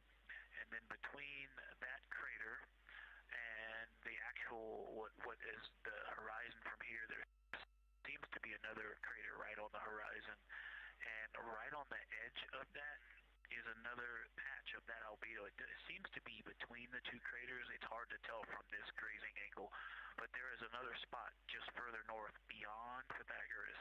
Between the two, I can draw a picture of this one and show you where that very high albedo, again another 2 albedo surrounded by 5 and most of the area bounding it.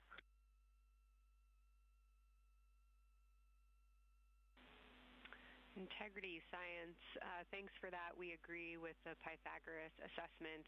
And as a follow-up to your previous report, the SUR had questions about topography comparisons between the North Pole and the South Pole of the Moon, if you're willing to provide words on that.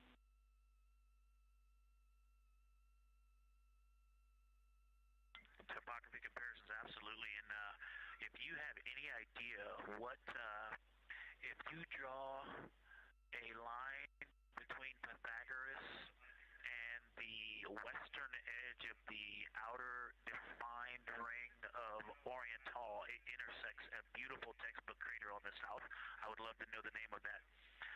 The topography differences, now the South Pole has a little bit of a benefit that it has more of the terminator, and I can see a little more shadowing there, but there's a nice crater right at the South Pole, so that's the main thing defining the topography there. Seems to be quite a bit of elevation change. I can see some very jagged shadows, a 90-degree just to the west of that crater at the South Pole. I can see a very distinct change in the shadow directions, indicating, I don't know, a very high wall or a very deep canyon just to the west of that.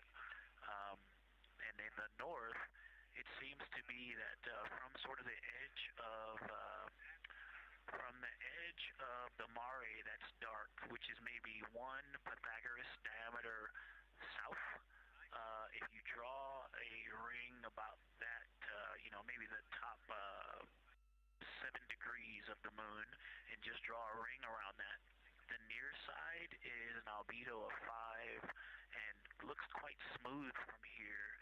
And then along the same edge of the mare, the edge of the mare that kind of Grimaldi's just outside of, Glushko is just outside of, Carroll Crater is just outside of, and you start to see the stark differences between the darker 7/8 and the 5s and 6s, the 4s and 5s. If you follow that line up to the north, that line is also where the change in topography happens at the North Pole. The line defining the light and dark on the edge of the mare that you can see from Earth. Draw that line, roughly the midpoint of all that, straight to the North Pole. And on the side facing the Earth, you see smoother topography and dotted by Pythagoras and its next door neighbor crater. And then on the far side, you see a lot more cratering and a lot more topography. And again, the far side has the benefit of a little terminator there, but I am seeing a variation in the topography. It seems to be more jagged and a more challenging place to find a place to land and to even traverse in the south, all around the South Pole. And at the North Pole, it seems to be it would be more challenging to translate on the far side of the North Pole compared to the near side of the North Pole around Pythagoras. Copy all, Victor. You really help paint a contextual picture of what you're looking at. We really appreciate the way that you're guiding us into the areas you're seeing by drawing comparisons between recognizable features. Thanks for that.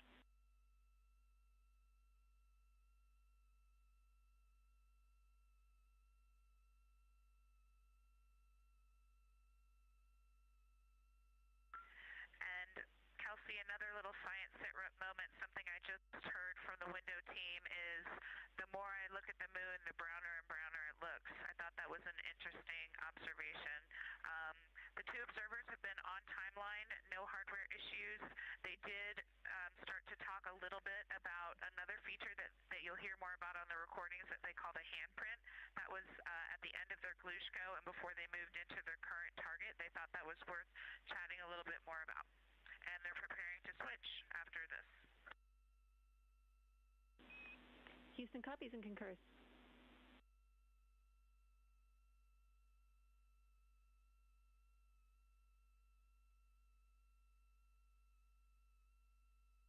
Hey, Houston Science, actually Houston and Science Integrity, another just observation from the human. My eyes have shifted a little bit since I've been up here. I've been wearing my reading glasses to look at the PCD.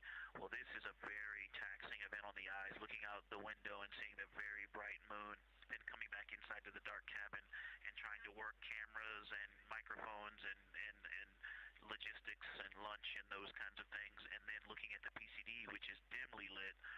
It's just been an exercise. It is a difficult thing to manage it. I'm up and down on the glasses and then having to wait as my eyes adjust when I come back in. As soon as I look back into the cabin from looking out the window, I can feel my eyes adjusting, and I just have to work through it as they adjust. Appreciate that report, Victor, and know that we are prepared to read you up targets from the ground if that would give you the ability to keep your eyes focused on the moon and not having to swap between that and the PCD. Just let us know.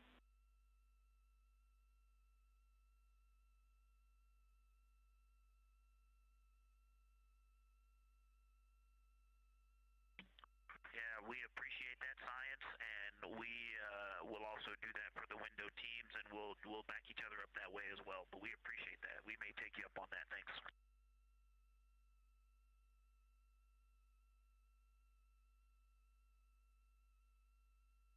Continued detailed descriptions from the Artemis 2 crew aboard Orion Again, this is a test flight, the first time we've flown humans aboard this spacecraft. So every detail, even that it's difficult to look outside the window and then back at the PCD, that portable computing device, every single detail is appreciated as we prepare for future missions. Glover also mentioned that he is now wearing his glasses now that he's in space and that his eyes have shifted a bit. This is something that happens when our astronauts go to space. There is a fluid shift from the lower half of your body up into your head, and that can cause changes in your eyes. It's something that we have seen over time for some crew members, especially now that we have been living and working on the International Space Station for over 25 years.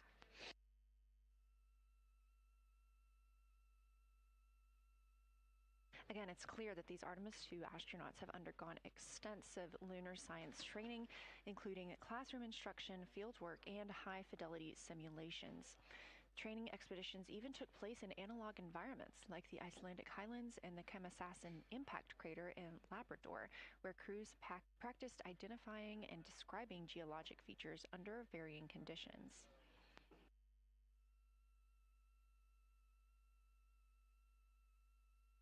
Additionally, here at Johnson Space Center, Orion mock-ups were used to rehearse crew choreography, including three-dimensional space management with an inflatable moon globe to simulate the flyby.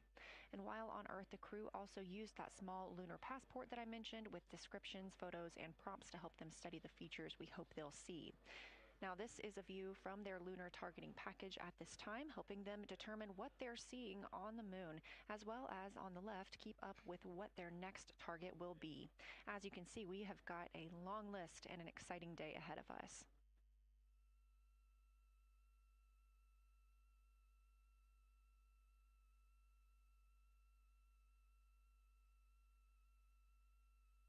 It's now been 4 days, 20 hours, and 53 minutes since Orion launched atop the Space Launch System rocket from Kennedy Space Center in Florida with our 4 crew members aboard. NASA astronauts Reed Wiseman, Victor Glover, and Christina Cook, and Canadian Space Agency astronaut Jeremy Hansen.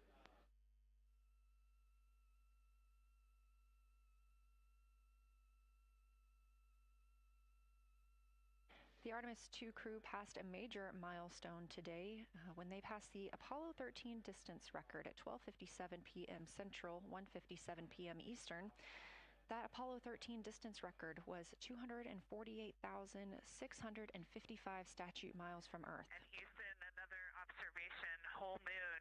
When you look at the moon, something I've never seen in photographs before but is very apparent, all the really bright new craters. Some of them are super tiny.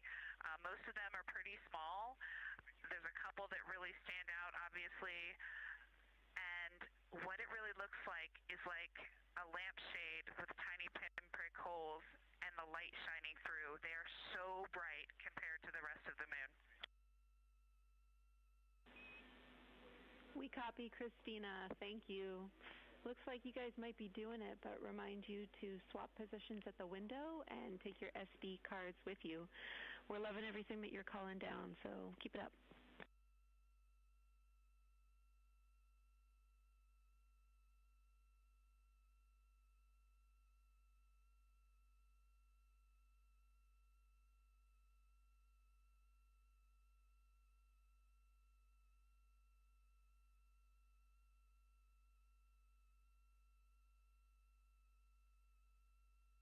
Again, Orion previously surpassed that Artemis or the Apollo 13 greatest distance from Earth by humans. That was 248,655 statute miles from Earth, and Orion now 250,294 miles away from our home planet. The spacecraft is 9,033 miles away from the moon and growing ever closer. At its closest approach, it'll be about 4,070 miles away, and we will make sure we confirm what that distance ends up being. This is an approximation and an estimate ahead of that moment. We're anticipating them to make that closest approach at 6:02 p.m. Central, 7:02 Eastern, when they are in a loss of signal, transiting behind the moon. They will be the first humans in over 50 years to fly behind the moon and lose contact with Earth. We will regain that contact about 40 minutes later as they reconnect to the Deep Space Network, emerging from behind the moon, and we will look forward to seeing an Earthrise.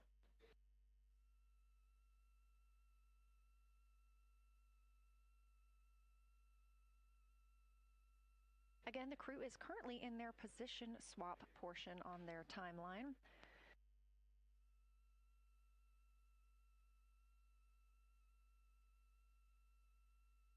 This allows crew members the opportunity and the experience of all roles necessary during today's flyby. Right now, those two crew members at the window have swap positions.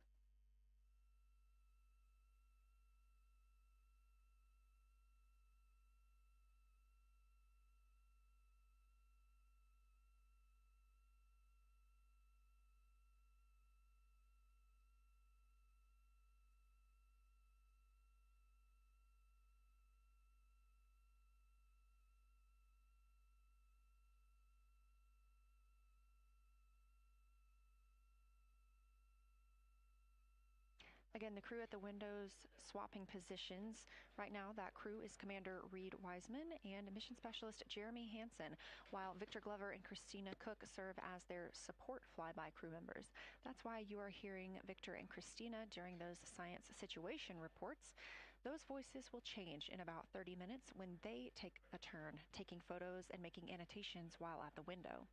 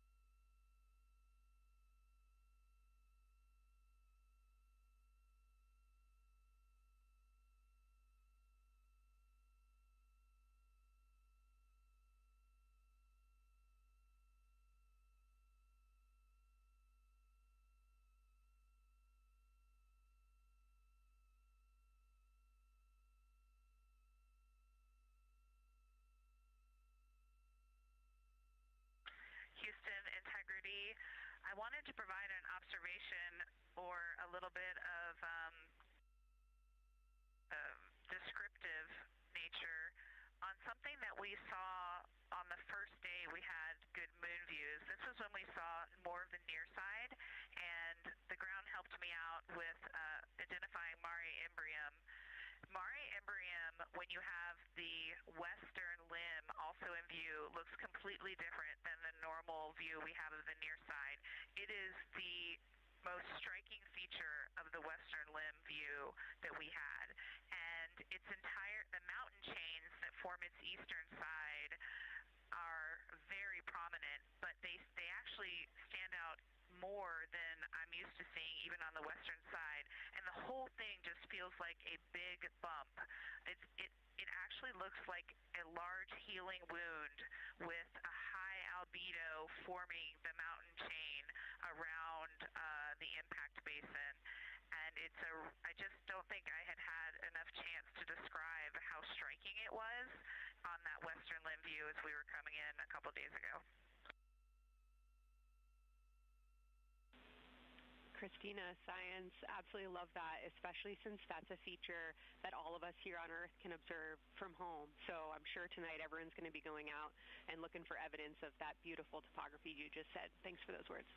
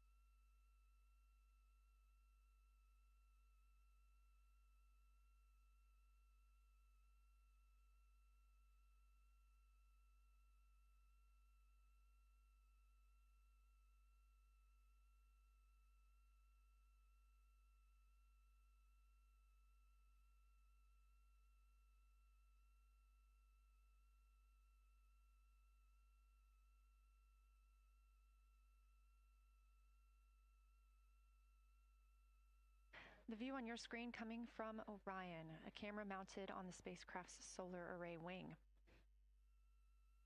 Toward the right of your screen, the near side is the hemisphere we see from Earth. That is identifiable by those dark splotches, which are ancient lava flows. Science integrity. A question and a comment. Question is it possible that we're seeing a Schrodinger basin from this vantage point in the Terminator at the South Pole?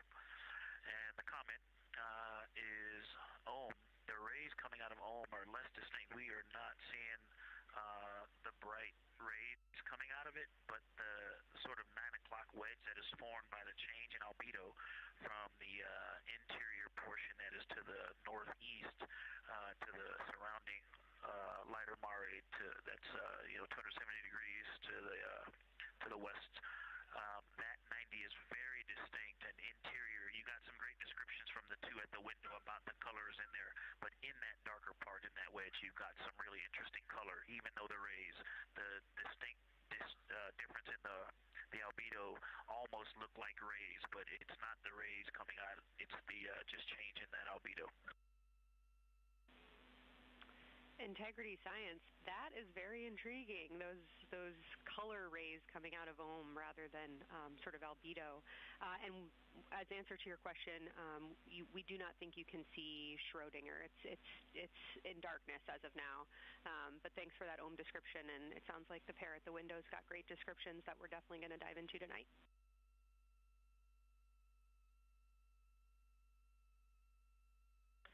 Okay. If you could help me, I would still love to know what it is. There's a very nice crater. You're going to likely have a lot of pictures of it. What would be right in the Terminator at the South Pole or close to the South Pole, where it's intersecting the Terminator right now? Yeah, Victor, we're assuming you're talking about, kind of if you're looking at the Terminator, it's basically like 70% down from the North Pole. Is that where you're looking?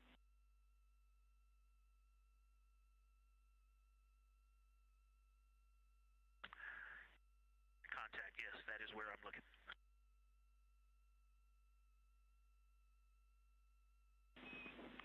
Integrity Houston, that is an enabled caution for wastewater dump required. We have hit our limit. As expected, no crew action.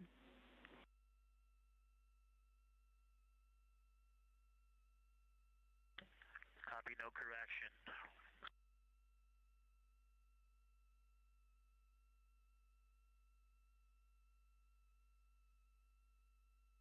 You are. And integrity science, we're trying to figure out what you're looking at there. Is it like right on the Terminator, or is it in the eliminated portion next to the Terminator?